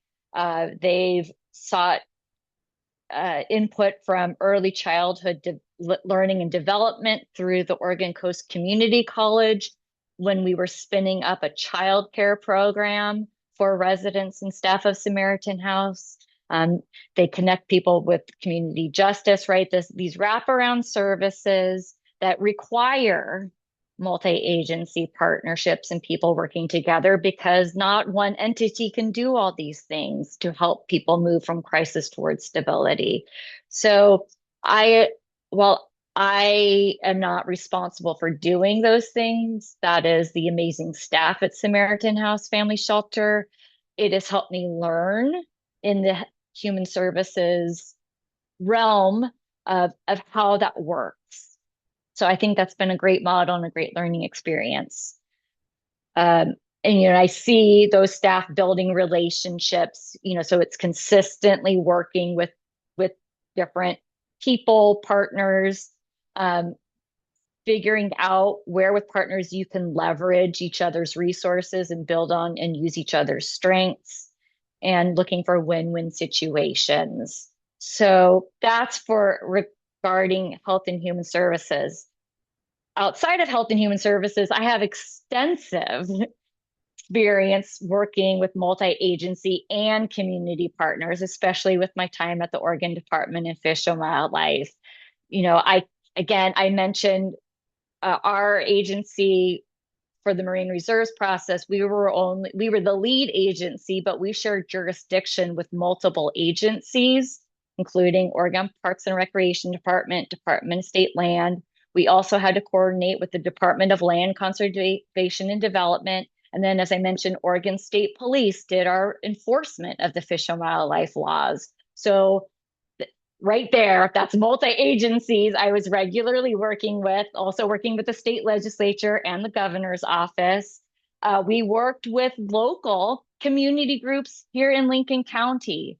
I attended monthly meetings of the Depot Bay Nearshore Action Team. That is a city advisory group to the city of Depot Bay, who was very involved in fisheries, wave energy, and marine reserves issues. So that was a great partnership. My program frequently gave small grants to that group so they could continue to participate in marine reserves management and implementation efforts. We had a great working relationship. They definitely kept a close eye on my program and were always happy to give me constructive feedback. I also would occasionally work with the Lincoln County's fisheries involved in natural energy advisory group, right? That is an advisory group that consisted of fishermen who were particularly focused on wave energy. And I did actually work on some of the early policy planning for wave energy in the state of Oregon. But that group, I would also come meet with them during the marine reserves planning process, because it was a way to get the word out to fishermen, both commercial and recreational fishermen, about the planning process, when decisions were going to be made, when and where and how they could be weighing in. So another group locally I have worked with. We also worked with many other community partners, including the Cape Perpetua Collaborative, which represents a community group down in the Yachats, Cape Perpetua area. They are interested in supporting the conservation and connecting people to the land-sea connection. So a lot of the terrestrial lands in that area have a lot of conservation and protections. The marine area is one of the marine reserve sites. So this community group does a lot of education outreach. They've partnered with local businesses, especially the hospitality industry, bringing resources to bring people to these places to connect with nature, providing videos. We would provide underwater videos from our research so people could see what, when they're looking at their hotel room, and on their TV screen is a video playing of what actually the reef off their hotel room looks like underwater. We provided, they would do tours. So connecting businesses. So again, that was a local community group. We would provide small grants to that group. We would partner on projects, including the hospitality packets. And then the other big community partners were commercial and charter fishermen. We frequently would contract with commercial and charter fishing boats to help us with at-sea research. We would ask for volunteers in the community to come out fishing on some of our research surveys. Actually, Commissioner Chuck was one of our hook and line volunteers for many years. Thank you, Commissioner Chuck. So again, partnerships, building relationships. It's about spending time with people, learning where we can be assisting each other, and to leverage our limited resources. And you do that with time and consistency, a lot of one-on-one meetings, showing up where people are at. So these are extremely important. So I can bring these skills to human service issues here in our county as well. I have the skills. I've seen it done in an organization I volunteered for. I have experience through my work at Oregon Department of Fish and Wildlife. So I love this question. Thank you.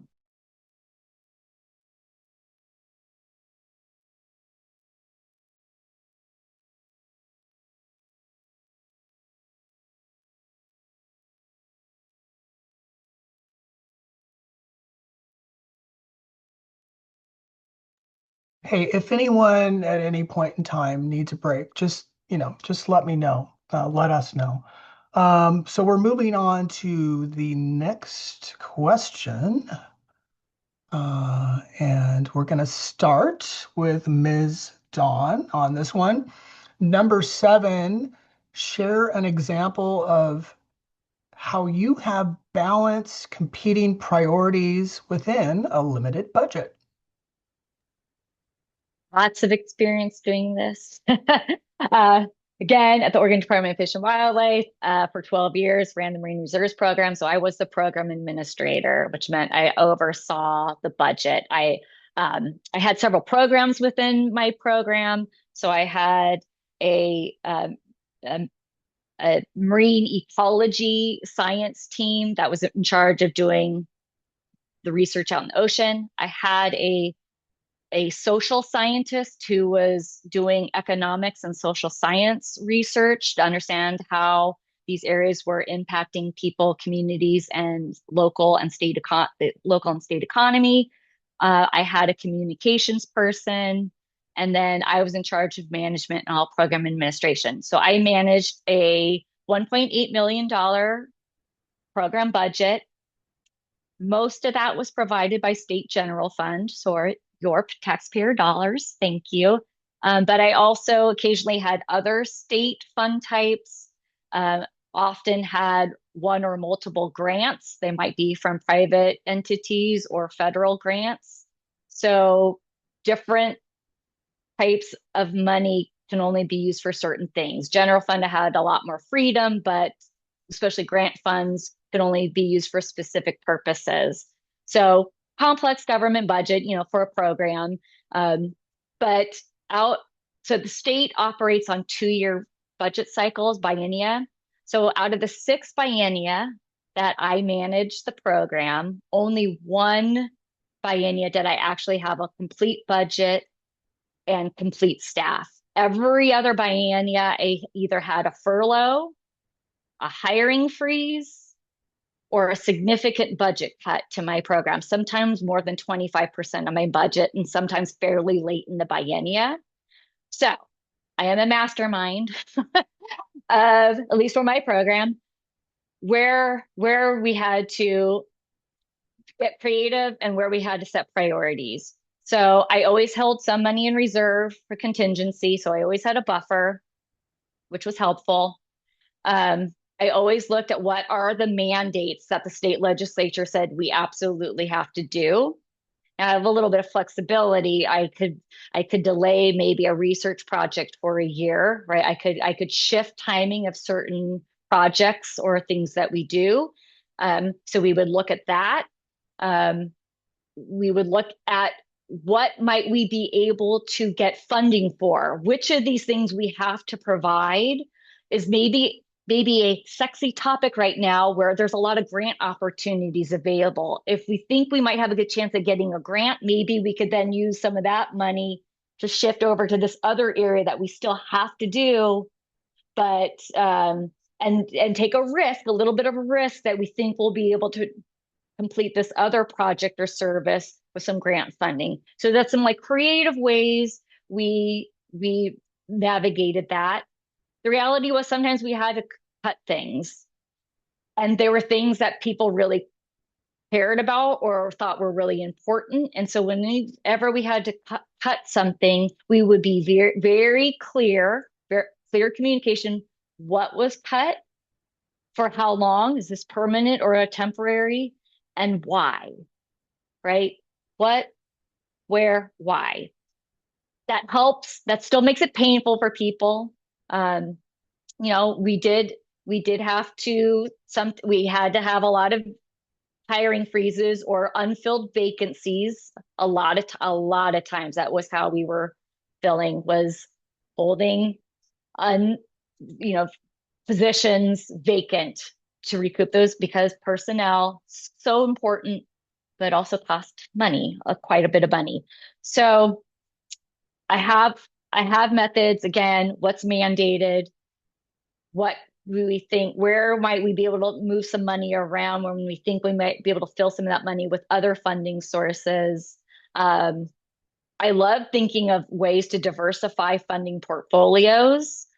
Look, I'm a firm believer in finding efficiencies. Where can we leverage resources? I did a lot of building contracts and partnerships with other entities, especially universities, because they oftentimes could attract more grants than the state could. There are some that we just would not be eligible for. So I worked, for instance, took me a year, but worked with Oregon State University on developing a 10-year agreement with them where it would make contracting with them easier. There's a lot of grants and funds they could provide for. They also could hire staff much more immediately. All my staff, every single staff of state government has to be approved by the state legislature. You only have a chance to do that once every 2 years, and you have to internally fight within your agency to even get them to consider putting a policy option package with new staff positions on there. So that usually wasn't a great, so finding other ways you could bring staff or get services done through partners, through contracts and agreements. Where might we be able to stretch our dollars using that as seed money to other entities to get work done? So I have methods. Again, this is at a program level. A county is, much more complex, many departments, many required services, and things that are extremely important to our community. So, I have served on the Lincoln County Budget Committee. We are accepting and looking at the budgets that the department heads in the finance department provides to us. But I have seen how people have moved around. I think there is room for improvement on how we do the budget allocation. When I did do a short stint at NOAA, and I was brought on board to start looking at the Northwest Fisheries Science Center, how they can redo how they allocate to their various departments. They had about an $80 million budget. So we wanted to do a more equitable allocation. Things were kind of done for just based on historic, and the whole leadership team agreed that wasn't the right way to be doing it. We wanted to set ways where it didn't feel like departments were competing against each other, where we could also incentivize departments and programs to be searching for outside different funding sources. So so it was something I was extremely excited and passionate about. Unfortunately, I was part of the major federal layoffs of brand new federal employees, so I wasn't able to see that project through to fruition. but it is something I've been looking at for counties. I've been sitting in on some webinars about people who are looking up, thinking about how do you rethink revenue for counties and cities. I'm excited about that work. That's something I would love to work with the county administrator and the finance director on. And sorry, that was a bit long-winded, but this topic gets me kind of excited. So yeah, I'll leave it there. Thank you. Oh, you're fine. Thank you. We want to hear your complete expression. Ms. Baker, share with us an example of how you have balanced competing priorities with a limited budget. Right. So I appreciate this question. Thank you. I would say, in my role as a small business owner, that's the name of the game. So, you have to always, on a daily basis, be balancing competing priorities with a limited budget.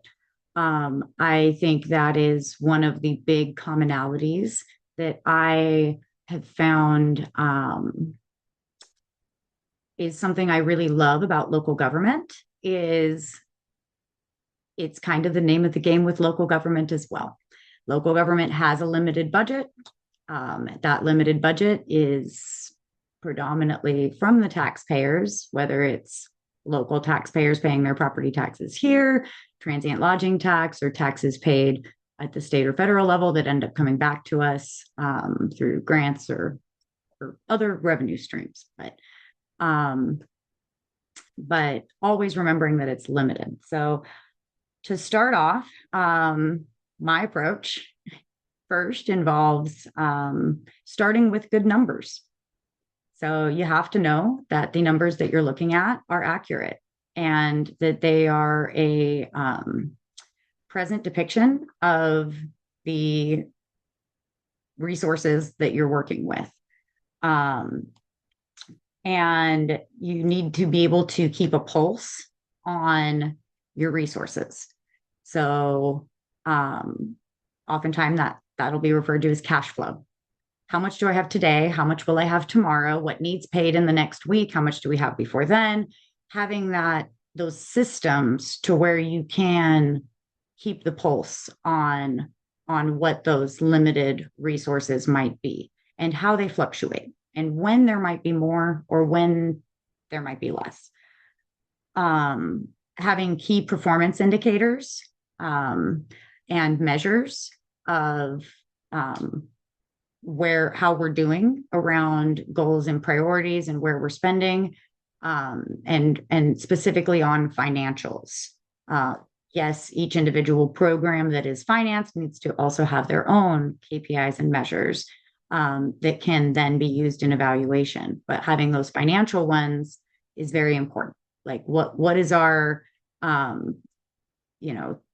this year over last year, what is our budget to actual, right? And being able to get those numbers on demand when you need them to make those decisions. We always are going to be weighing trade-offs, right? To determine priorities. Every financial decision has a trade-off to it. And to start that conversation, I think you must know what are the musts, right?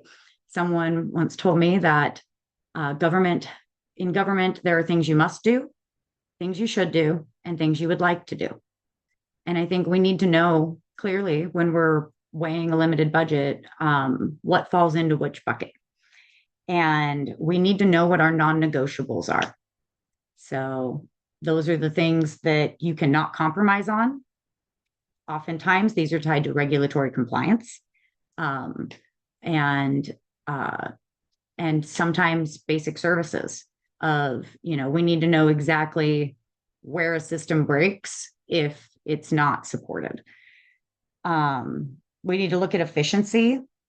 You can always, if you're trying to find money, right? Efficiency is a great place to look. Can we reduce duplication of any efforts? Is there streamlining that can be done? If you're having to look at cutting positions, have we taken the foresight to look at restructuring first, redefining, repurposing? And I believe that we need to play to people's strengths.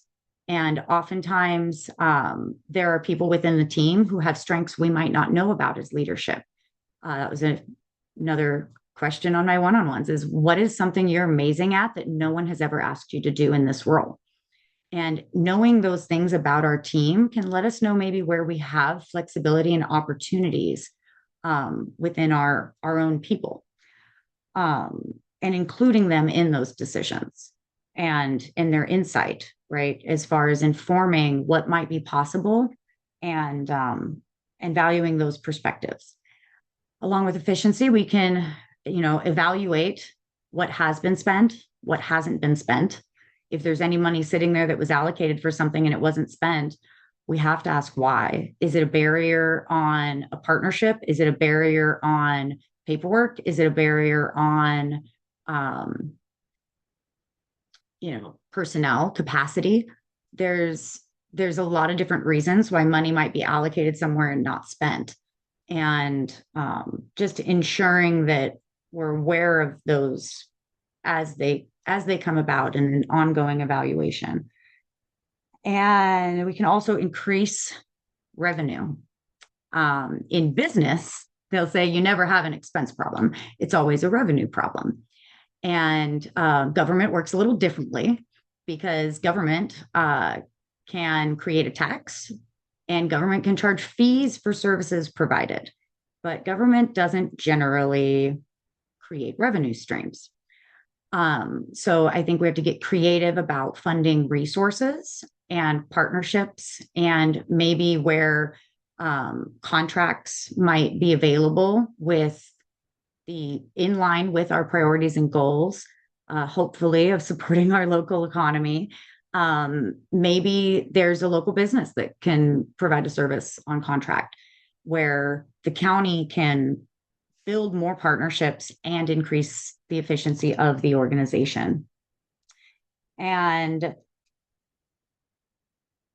a very important perspective to also maintain while making any weighing of trade-offs and prioritizations is the understanding the downstream costs that might be being determined at the time that you're making that decision. So if that is delaying something, how much more is that going to cost the more we delay it? And oftentimes government's looking at projects that cost a lot of money. And, a 3%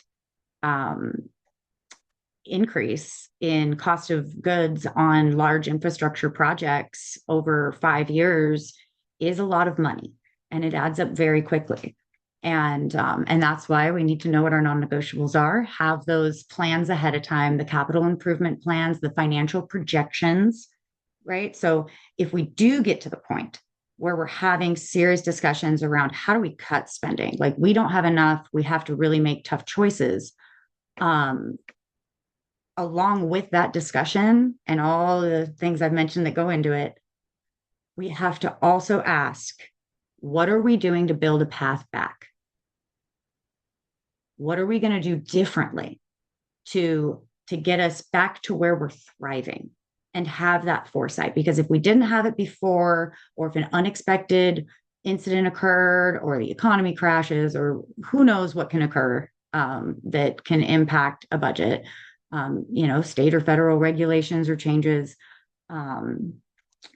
we still need to do the best we can to provide what we must and what we are not willing to compromise on for our community. And those non-negotiables, some of them may be services that are not required, but that our community wants, that they say, we need this. And we have to listen. We have to prioritize that. That is what local government is all about. It is not about doing the bare minimum or just being an extension of the state. It is about representing, it's about self-governance at a local level and making our communities unique to what serves us.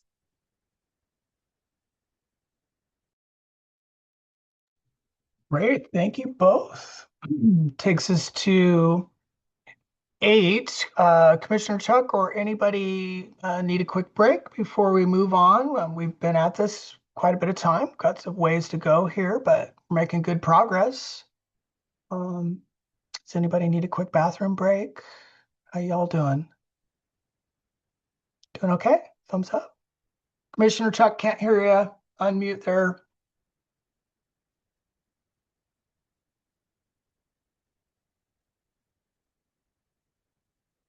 There he goes. I think he's going to get unmuted here. Stand by, everyone.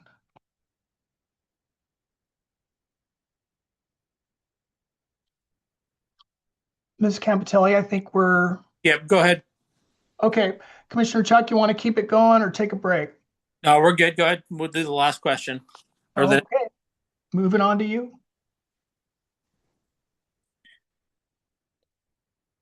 All right, this is for you, Miss Baker.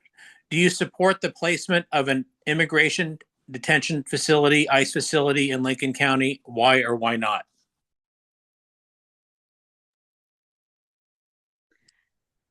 Well, I think this question is definitely in the public interest. No. And I have addressed this often. I think it is definitely one of the hot topics right now in our community. I have addressed this question on the record in my elected role.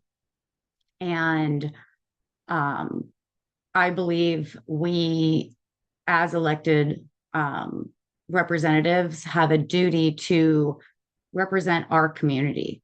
And there are only so many ways that the government would have a role in allowing or not allowing ultimately. But leadership is different than just management, essentially, right? And administration. And I chose to dive deep when this came before the city council. We had heard from a few people. It had not been noticed on an agenda. It came forward in public comment. And I do believe this is a perfect example of the value of public comment, and where sometimes there are issues that might not come before the governing body in a regular business meeting that are absolutely of concern that by the public and that they want to see addressed. And a motion was made. This was back in January, and it was to bring back a resolution that the way it was detailed in the motion, I did not feel was in alignment and fully representative of the specific concerns and the broadness of concerns that were brought forward by the community.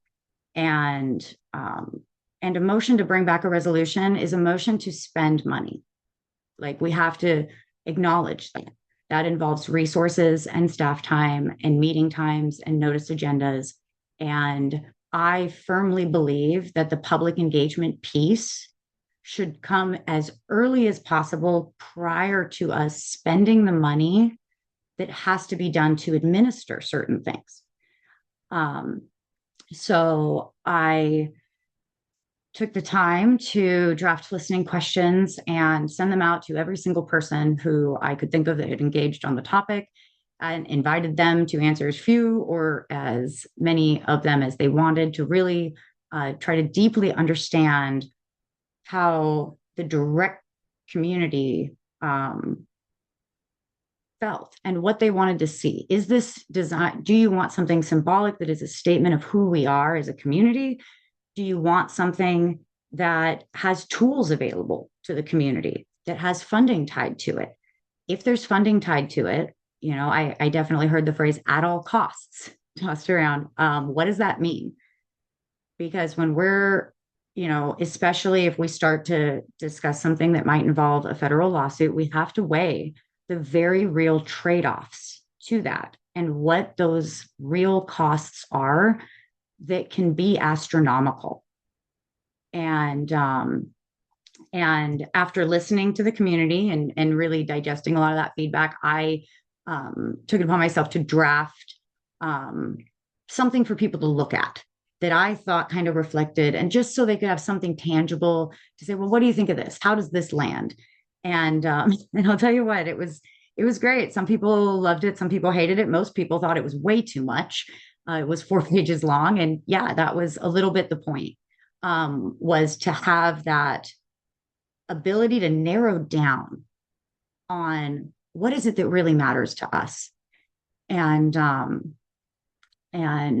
ultimately, what happened in Lincoln City was we received at our next meeting, we had standing room only in the council chambers.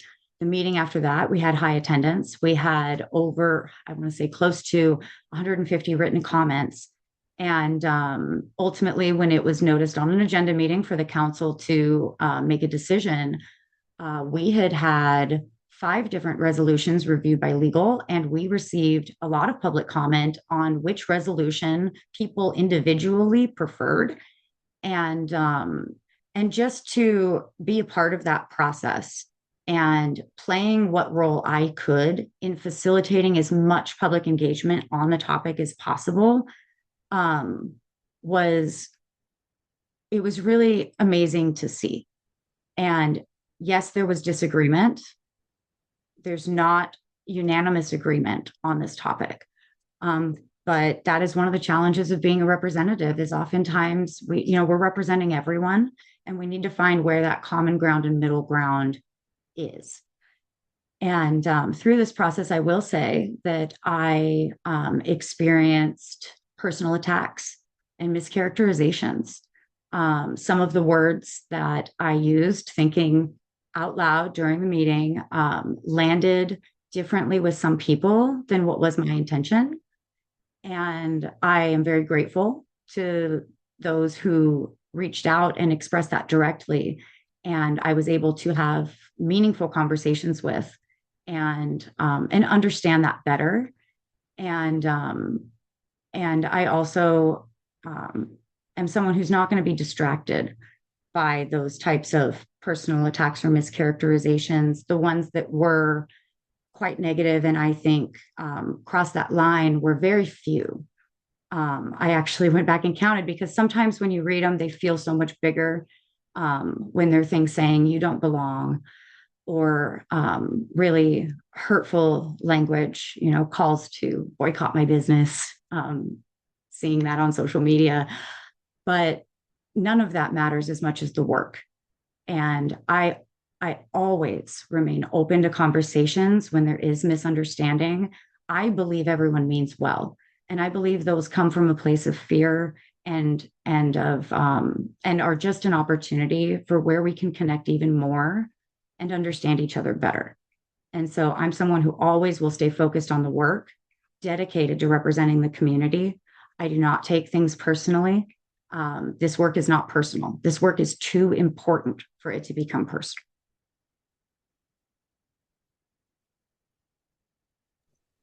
Thank you, Marcy. Kristen?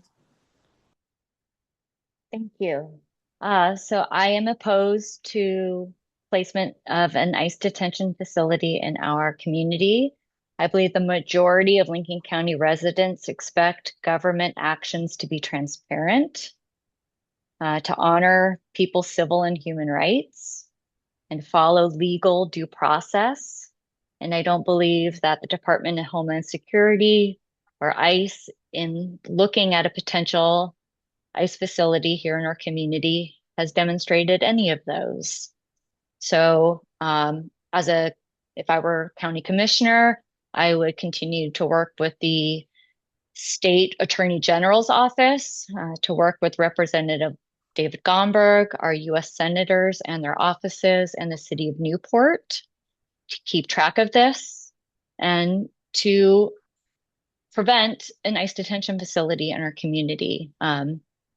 So those are my main reasons for opposing. I think there's also an economic reason to be opposing an ICE facility. I don't think this is good look for our community. It potentially affects our workforce.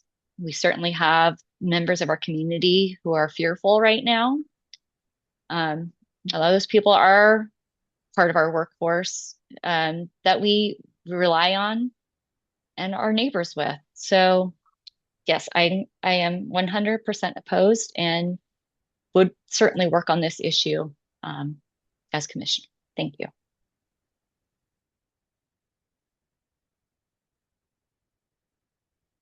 Okay, that takes us into number 9. And actually, after number 9, when we're done with both candidates, I'm going to request one last recess before we finish up. We're going to start, though, here with Ms. Dawn. 9A, 9B, 9A is describe a time when you had to weigh economic considerations against environmental or long-term community impacts.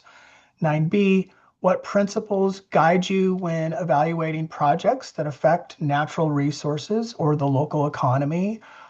So Ms. Dawn, go ahead and transition to those when you are comfortable with it, and take your time. Thank you. I'm going to start by stating I actually don't believe these are two separate issues. I believe economic and environmental are heavily related. Our coast, our rivers, forest, and our outdoor spaces are a part of our identity here in Lincoln County. They're part of our culture and they're part of our economy. We are a tourism economy. We have a thriving fishing and seafood processing industry here. We have a lot of anyway. So to me, these are not mutually exclusive, especially for future planning. I think we can and should be doing both, and they actually benefit each other. Certainly, the Marine Reserves program at the Oregon Department of Fish and Wildlife was a balance of these, right? This was a conservation program, but conservation of resources that help support in local industry. Again, fishing, community, tourism. So striking a balance of where do you right stewardship and conservation and natural resources, while also making sure it's not an overreach where you're then negatively impacting the livelihoods of the fishing fleet of our tourism economy, right? There it is a balance. That's where data and information and people's personal stories, right? It's not just about quantitative data and economics, it's also the qualitative. I can look at an economics report and be like, look, the fishing industry was not impacted by the closure of this area to fishing. But guess what? There were actually 5 individuals who were. I need to know those stories and understand the underlying nuances. So I am very well immersed in this. It's been part of my career in natural resources. I would bring that experience, my more than 2 decades of experience doing that. I am very interested in economic development in our community, making sure our economy is diversified, readying our existing industries for the future. Again, I think this is where a lot of this economic considerations and environmental protections for the long term are very well entwined, especially for infrastructure projects. I was actually in a meeting recently with it was a small meeting with several members of the fishing industry, Senator David Anderson and Senator David Brock Smith, and someone else in the conservation community. We were meeting last week, and we were having a discussion around what are some barriers currently to the fishing industry in our community. And we started talking about infrastructure, and an idea, it was not mine, but an idea that came up and we started all chewing on was, the investment in a larger municipal water treatment system, right? The idea is we have a lot of tourism in the summers. So we have an increasing population. We're likely going to have population growth. Well, the seafood processing industry also has a lot of wastewater. They currently cannot process in our municipal system because our municipal system cannot handle it. They're having some issues with their wastewater. So there are investments we can do that benefit industry, multiple industries, and it are investments in our local communities and our neighborhoods that can serve multi-purposes and ready us for the future, right? So growing population, growing tourism, wanting to support an industry that's very important to our community. Also, water. Water is a limiting resource. We know it's going to get harder and harder and harder. This is where government investments are a great partnership for supporting communities and industry and future economic growth. We need to be prepared for the future as water resources get more limited. We have more people coming to our coast, escaping the heat in the summer times. There are so many reasons that these projects are important. Again, it's an environmental issue and an economic issue. They're not mutually exclusive. We can find solutions. They take time, planning, bringing people together, finding the resources, right? This is not a slow, but we need to be starting to think about these things now, planning, bringing people together to agree, and then finding and bringing the resources to our county to get them done. I would love to build those partnerships. That's maybe not something I'm going to be able to do, make huge in the next, between now and the end of the year in an interim position. But, those are certainly collecting those ideas and bringing them to county staff of what things can be planning for in the future that are important to our community, our economy, and our environment. Absolutely. So, yeah, I think I'll leave it at that. Thanks. Thank you, Ms. Dawn. Okay, Ms. Baker. Describe a time when you had to weigh economic considerations against environmental or long-term community impacts. And then 9B, what principles guide you when evaluating projects that affect natural resources or the local economy? All right. So for the first part of this, I would say this happens all the time. The last council meeting we had,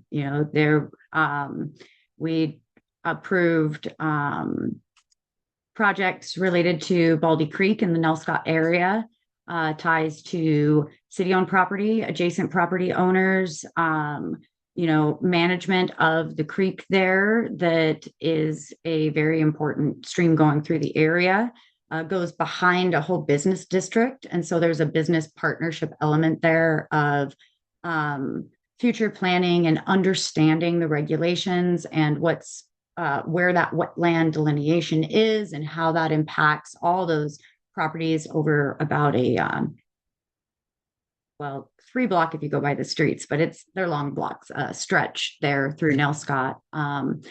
A bigger project, I think, that Lincoln City has done that I've been a part of weighing some serious economic considerations against is the Schooner Creek watershed drinking water protection plan and the significant shift in direction of actually gaining land ownership in the watershed for the city in particular, and creating long-term plans for forest management and water conservation, and tying partnerships with landowners in the watershed, connecting them with resources that are available to them for conservation, stewardship, easements, just making all voluntary, but whatever, all the resources are available, and really understanding that value of protecting our watersheds. And there are more and more, I think, jurisdictions that are going that direction of direct stewardship of their watershed because of the value of long-term water supply and drinking water protection, but then also the value to the environment of those forests being managed in a very natural way that protects groundwater, it protects diversity and all of our wonderful natural environment that makes Oregon what it is. So and I probably could go into a lot of other examples, but I think this is very common where we are and how Oregon is, with our environment. We want to take care of it. It is what makes people want to come here. I've heard people say it's the golden goose of the coast, right? We have to steward it, and stewardship is really, for me, fundamentally across not just environmental stewardship, but stewardship of everything, is taking care of what we have, that has made us who we are today, and ensuring that we protect it for the future generations. And I would say that principle would be the main principle, moving on to 9B, that guides how I evaluate things. I think I would definitely echo what Kristen said regarding these are not competing priorities. Sustainability and environmental stewardship, it is part of a long-term economic strategy. And we need to approach it from that perspective, and understand where we have greater opportunities. I think other principles that would guide that decision would be balancing conservation with recreation, so that we can responsibly enjoy our natural areas. There was significant work done on the Yaquina Bay Management Plan not too long ago, involved a lot of partnerships and costs and whatnot to plan for the future there. But we have other estuaries and bays as well with management plans that could use updating. And I think what we allow in those spaces, what we plan for, what we envision for the future, is part of what makes us who we are. And considering, the heritage that's tied to things, and not just an economic value or natural resource value, but a cultural value to our places. One of my favorite definitions of community that I've heard, it was provided to the Engage Lincoln City Committee, is a place and its inhabitants. And I think that's so beautiful, because the place includes all the infrastructure. It includes all the animals and wildlife and trees and plants and people and all of it. And we are stewards of our community.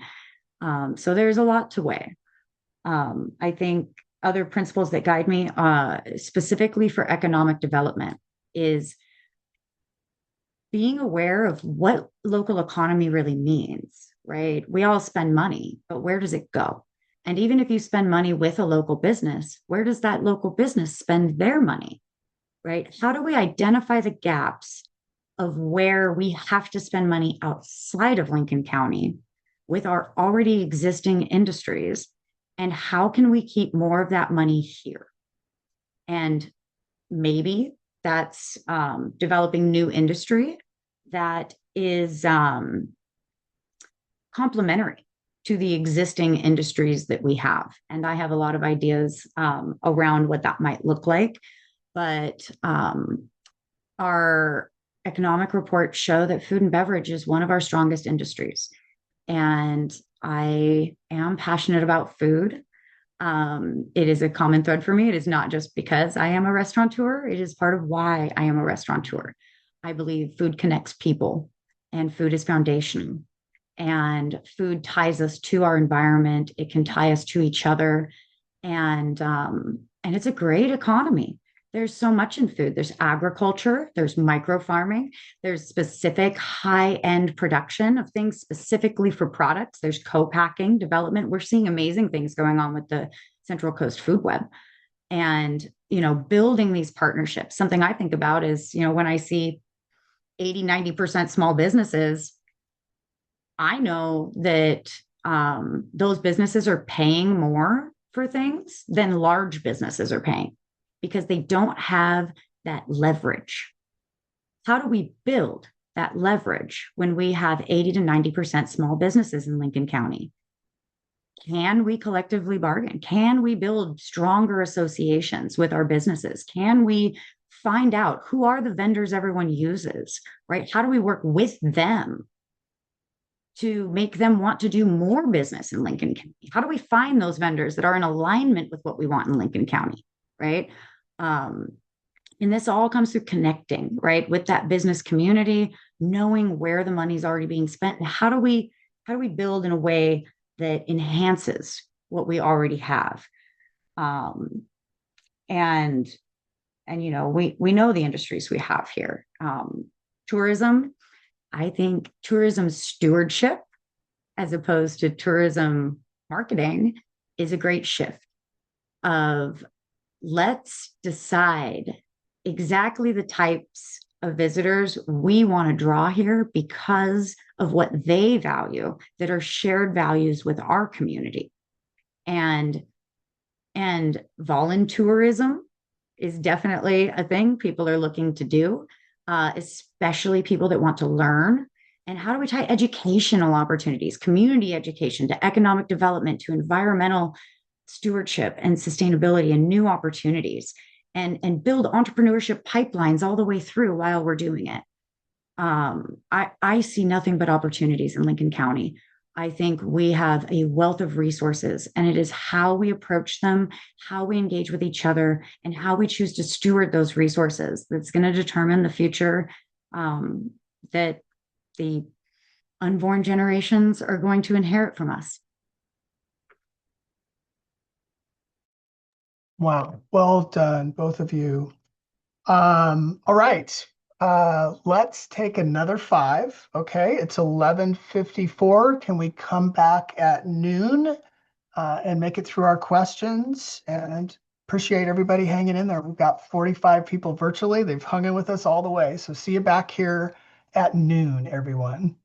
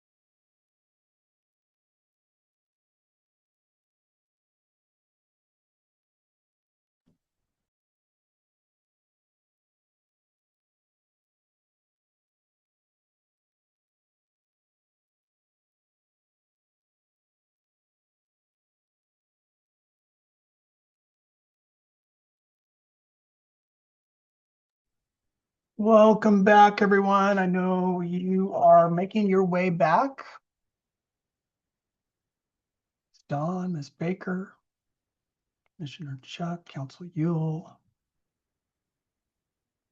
And let's see if we can make our way through the rest of these questions.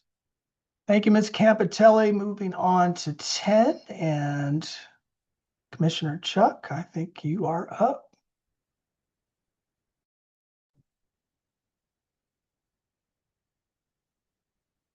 Okay, Ms. Baker, what do you see as key elements in supporting a resilient local workforce?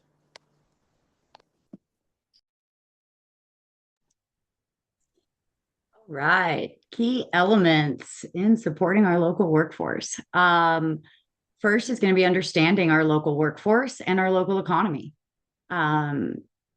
Many industries we have, the ones based around tourism, these are seasonal.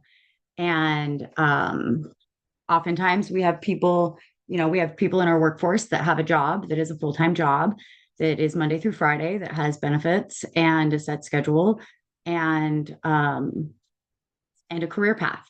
We have a whole other segment of our workforce that works 2 to 3 different jobs. They change over time. They have to coordinate with different employers on their availability and their scheduling, and they juggle a lot of things to make ends meet and be able to show up for work and to be reliable. And that takes a lot of coordination. Key elements in supporting that workforce is stability for our community members. We need to support working families. We need solutions for childcare and also all care. There are many people who are care providers for folks of all different ages and abilities. And these might be close friends, family, neighbors. And we have a high percentage of individuals in our community that are living with disabilities, and particularly a high percentage that are of a younger age, that are generally demographics that in that age group might be in the workforce. But some of these folks who, we need to enable the people with jobs to be able to leave their homes and know that they're not leaving gaps in care. And also, we have people with disability that receive disability income. These are folks in our community who are limited on their ability to save money. And some of them do need jobs and income. So something I strongly advocated for in the comprehensive plan, we always acknowledge living wage jobs, but I advocated very strongly for acknowledging the need for supplemental income in our community and what that really looks like. And not everyone is able to accept a living wage job, but they still, they might receive $700-800 a month, and they need to be able to make ends meet. And so we have a very unique economy here on the coast, and housing is a huge factor. Getting employers involved in providing housing is a very uphill battle for us in particular. Yes, that might be a trend we're seeing, and there are benefits and win-wins and partnerships happening out there that we might be able to look at, but we're going to need unique approaches because we have so many small businesses. And I do have a lot of ideas that overlap between housing and the workforce, and different ways to approach it based off of existing resources that we do have. But they're going to take creativity. They're going to take community conversations and partnerships and vision and strategies. One of those things is identifying not just needed housing, but desired housing, and who in our community lives below their means and what type of housing would they like to have. Because if all housing is needed housing, we cannot forget that. We can focus on workforce housing, which is an interesting definition. Most housing will fall under workforce housing. Affordable housing is going to have its own definition. And a big challenge, Lincoln City's provided a lot of low income housing at 80% and less. We have a very significant challenge of people in our communities that are doubled up, that are in this 80 to 120% range of median income, which are very interesting math equations that are used to calculate affordability rates and to work with developers that are determined by the state and by other statistics. But to understand the practicalities of what that means in our community, I think is really important. I know that we have many people in our community that have more space than they need within their home. They might have had children move out, or changes that have occurred, or maybe they have long-term plans for converting to a duplex, or they have barriers in adding a bathroom or something that could create a unit of housing, and just understanding where those pieces are, right? People living below their means, and then people with extra space. And then the other piece that I see is really important is we talk about how to support the workforce. We need to really identify and understand and connect with the people in our community, which is likely statistically close to 50%, that are living month to month, paycheck to paycheck. Not just to know who they are and that they have that financial burden, but if we could understand as decision makers and program creators and the strategists, right? What trade-offs are they making with their limited budget?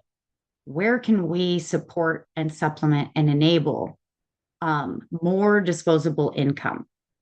So having abilities to not need to go buy something, I think is really low hanging fruit. If you look at statistics, I'm a huge advocate for waste prevention and redistributing and repurposing. I definitely experienced through managing a donation warehouse for a couple years of a 2,500 square foot space where people could just donate stuff. How much is really just in people's homes that they are hanging on to for someone who needs it. And if we can facilitate systems for that, we can support our workforce. Another element in supporting the workforce is transportation. Not everyone has a car, and our county is very much designed for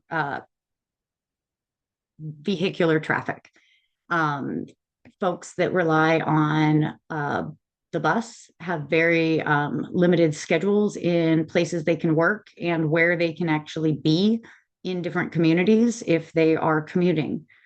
Our commuting statistics are very relevant, right? We have people, the economic report shows for the county how many people live in the county and work in the county, how many people live here and work outside of the county, and then how many people are traveling into the county. We also have these numbers for our individual communities, and understanding that better and knowing where people want to be. Do you want to commute? That's one thing, right? Do you want a different job that's closer to your home? That's another element. Or do you want a home that's closer to the job you have? And differentiating and getting into the details on these is really how we can actually support our workforce, by identifying and eliminating barriers and knowing the details, because broad picture strategies are great to talk about. But for Lincoln County, we need locally informed solutions.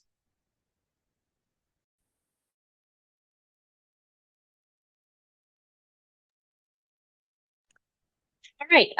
I believe the key elements in supporting a resilient local workforce go a lot of what Ms. Baker said, but certainly housing affordability. So an interest in expanding housing options. Childcare, the issue of childcare is significant. As a hiring manager and a supervisor, I often saw my staff struggling with both of these, housing affordability and childcare. And actually, that often hurt recruitment. I've definitely had top candidates turn down positions because of those issues. Access to health services. As Ms. Baker mentioned, transportation, totally agree. That's very important. I would also argue a strong public school system that attracts workers or keeps workers here who are raising families. I see lots of opportunities for workforce training. We're losing a lot of trades, and a lot of our existing industry rely on those trades and services. So, I'm really thrilled about a lot of the programs that the Oregon Coast Community College has brought on, such as the nursing program, such as welding, right? And but there's definitely more opportunities and those trades in high schools, right? I mean, so this isn't necessarily something commissioners or the county would do, but like we can certainly promote these, identify these issues, work as a partner. So trades, learning trades in high schools, apprenticeship programs, opportunities for internships and fellowships. I would say encouraging opportunities for entrepreneurship in our community. And then I would say somewhere where the county can also play a role is in county infrastructure investments that support both our industry and our community. So that support existing industries, attract new industries, but also ensure they're taking care of the well-being of our community as a whole and individual community members. So those are kind of my top ideas, priorities, where some of those where the county plays a direct role, and a lot of them just where a county could be a convener, bring this interest, build partnerships, etc.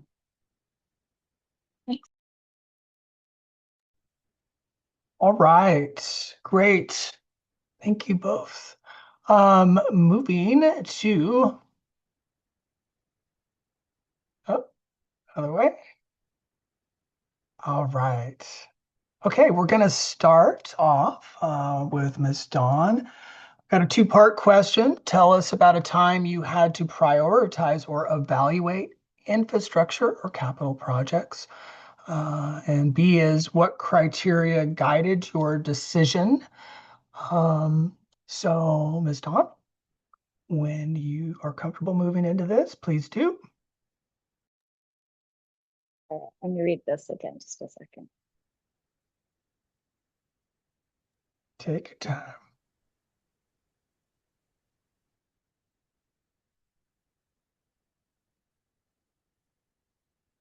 So I would say I have not had direct decision-making authority in prioritizing or evaluating infrastructure or capital projects. These are things I've seen through the budget committee and the budget process of where the county has prioritized and hearing the rationale for those and the discussions, and certainly appreciate that. What criteria would I use? I guess it is especially those projects that are directly tied to public safety or public health, definitely a top mine. Those projects that are preparing us for the future, right? These are investments for the long term and not just what we need right now, that are going to accommodate for multiple decades, maybe even the next generation, those investments. And looking at, again, projects where if we don't do now, they're just going to keep getting more and more expensive. So weighing, do we do this now? Do we do this in the future? What are the costs now versus the costs in the future? And what risks are we assuming if we are delaying those projects? So those are some of the criteria that would be guiding my decision. Certainly, I would be working with experts and listening to their expert opinions and judgments on these and weighing that across fiscal responsibility. And again, my criteria tends to be public health and safety, getting us ready for the future, and projects that are win-wins, especially in benefiting our community, supporting existing and future industries, and taking care of our natural resources. Thanks. Thank you, Ms. Dawn. Okay, Ms. Baker, those times that you had to prioritize or evaluate infrastructure or capital projects, and any criteria that guided your decision. Yeah, so I've had a lot of experience with evaluating infrastructure and capital projects um, through my role with the city of Lincoln City.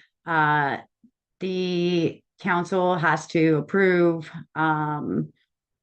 spending over certain limits. Same will be, Oregon budgeting law has you can put certain things in the budget so that you evaluate what the goal is for the year, right? Of what we're planning to be able to accomplish for different capital projects and infrastructure. And then throughout the year, there's the actual implementation part. And that's where, you'll have staff working with making these things happen, the contractors putting out the RFPs.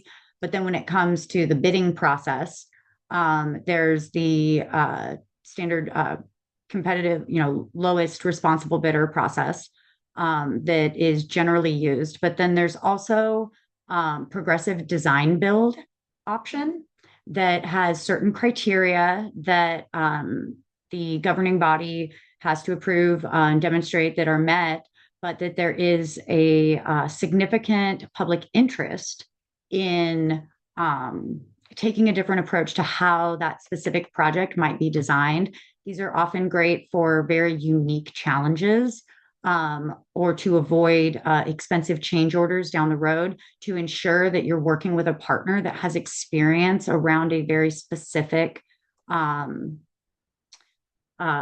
design or engineering or development. And I think, it is important that we know when that opportunity is available for those types of projects, and that it is weighed when it's brought to the governing body on, do we want to take this approach or put out the design essentially, and then accept the lowest bid to build what has already been designed. And that design step is oftentimes, it can be separate from the building of something, right? You might have one contract, and a first phase is just, we're going to look at what we might want to design, and then we're going to design up to 80%, and then it's going to come back again. And so these things happen over time, and they definitely need to be planned for and funded for, and they're can be very, very expensive. So what criteria guide my decisions? First is the public interest, right? That is why we build infrastructure. That is why we maintain infrastructure, is to serve the public interest. We need to assess, when prioritizing the public interest, risk management.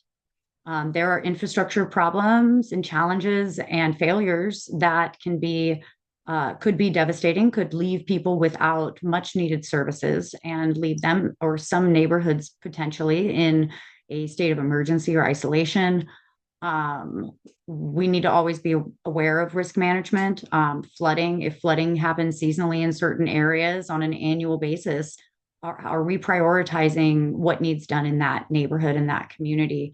Knowing how long it takes sometimes to maybe even figure out what the problem is, right? After that, I would say safety and the quality of the service that we're providing. Safety ties to risk management, and also public safety in itself is a function that infrastructure can impact, right? The public facilities are infrastructure and capital projects. In how many years might we need a new jail again? I don't know. If we haven't, do we want to rebuild the one we have, or do we think maybe a different place in the county might be? these having foresight around these and knowing 5 years, 10 years, 20 years ahead, as far out as we can anticipate so that we can plan for those things, is very important. And then quality of service, when roads get bad, when there's potholes, when things are falling down, deferred maintenance can end up impacting quality. And that would be that next tier of evaluating. And then we want to make sure that we're prioritizing essential services, transportation to those essential services, and that infrastructure ties to where we anticipate growth. And that would be housing, workforce, industry, economic development. And also another principle of infrastructure oftentimes is that growth should pay for growth, and that we don't put the cost of that growth on the people who exist that have already paid for it. That we need to make sure we're not hyper subsidizing system development charges and stuff to, yes, that can be a tool used to incentivize certain types of development or infrastructure, but ultimately system development charges fund that is where growth is supposed to pay for growth. And so if we are using that trade-off as an incentive, then I think we need to ask the reasonable question of who is paying for this, and is that what is right and what is best for how we are able to govern our infrastructures that we provide. So I think we need to focus on efficiency prior to expansion. And the Oregon land use goals really plan to, like, the basic idea behind the urban growth boundaries and preventing sprawl is that we encourage density in certain places in Oregon so that we can protect our environment everywhere else and our agricultural lands. And the Oregon land use planning goals are not a heavily policed document. They are guiding principles for how we approach land use and development in Oregon. And the way Oregon approaches it is very unique. I've been called a planning groupie. I am very versed in the Oregon land use planning goals and could talk your ear off about those forever. But some of those goals do specifically tie to infrastructure, providing services, and that would be criteria that guides decisions for me as well, in a broad sense.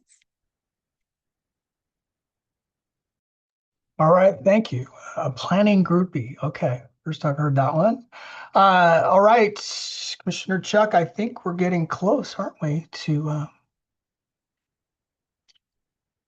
looks like we have 13 of 13 pages. Take it away. Okay, we'll go with Ms. Baker. Please describe your experience collaborating across departments or with other jurisdictions, and what helped the partnership succeed.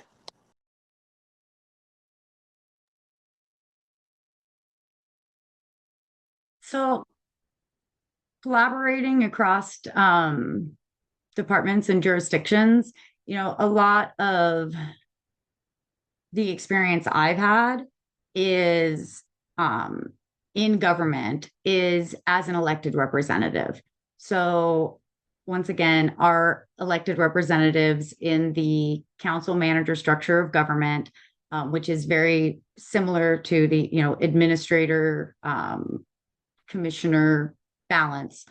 The elected representatives aren't the ones doing that work, right? You're not, there's so much collaboration that happens that elected officials are not a part of. So the way that I have engaged across departments and with other jurisdictions is through relationships first, and leading with curiosity and an eagerness to learn.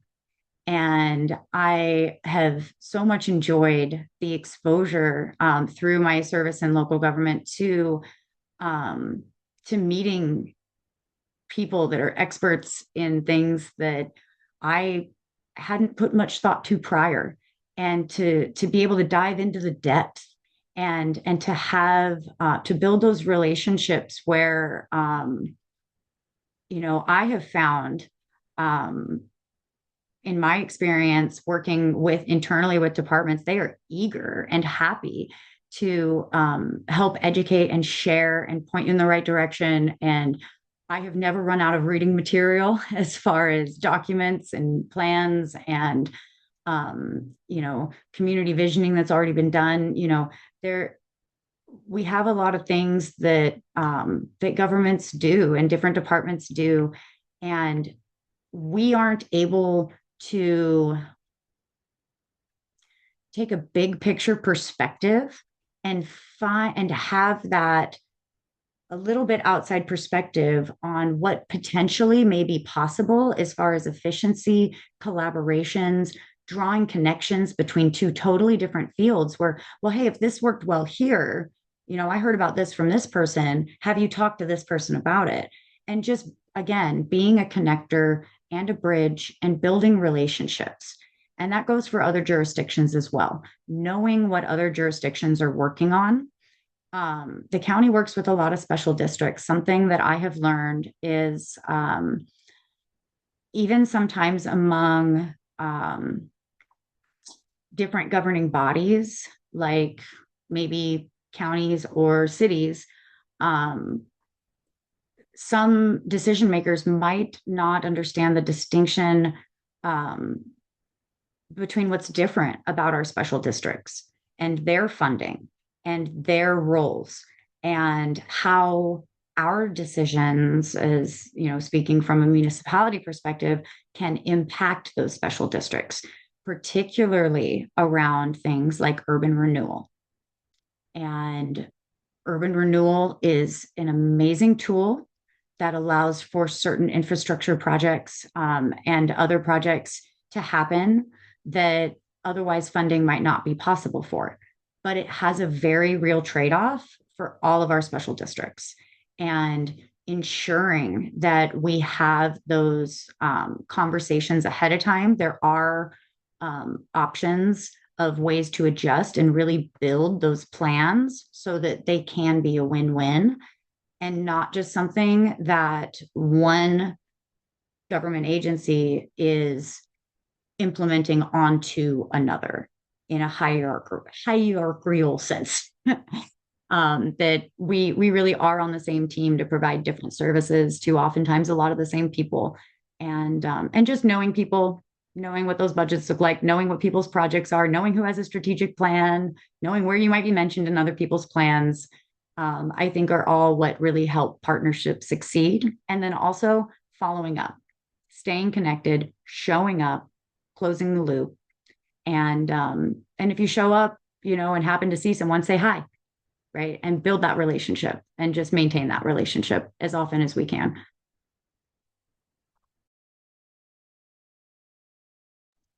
Thank you. Kristen? Okay, so I did in previous questions talk about my experience working across jurisdictions during my time at the Oregon Department of Fish and Wildlife.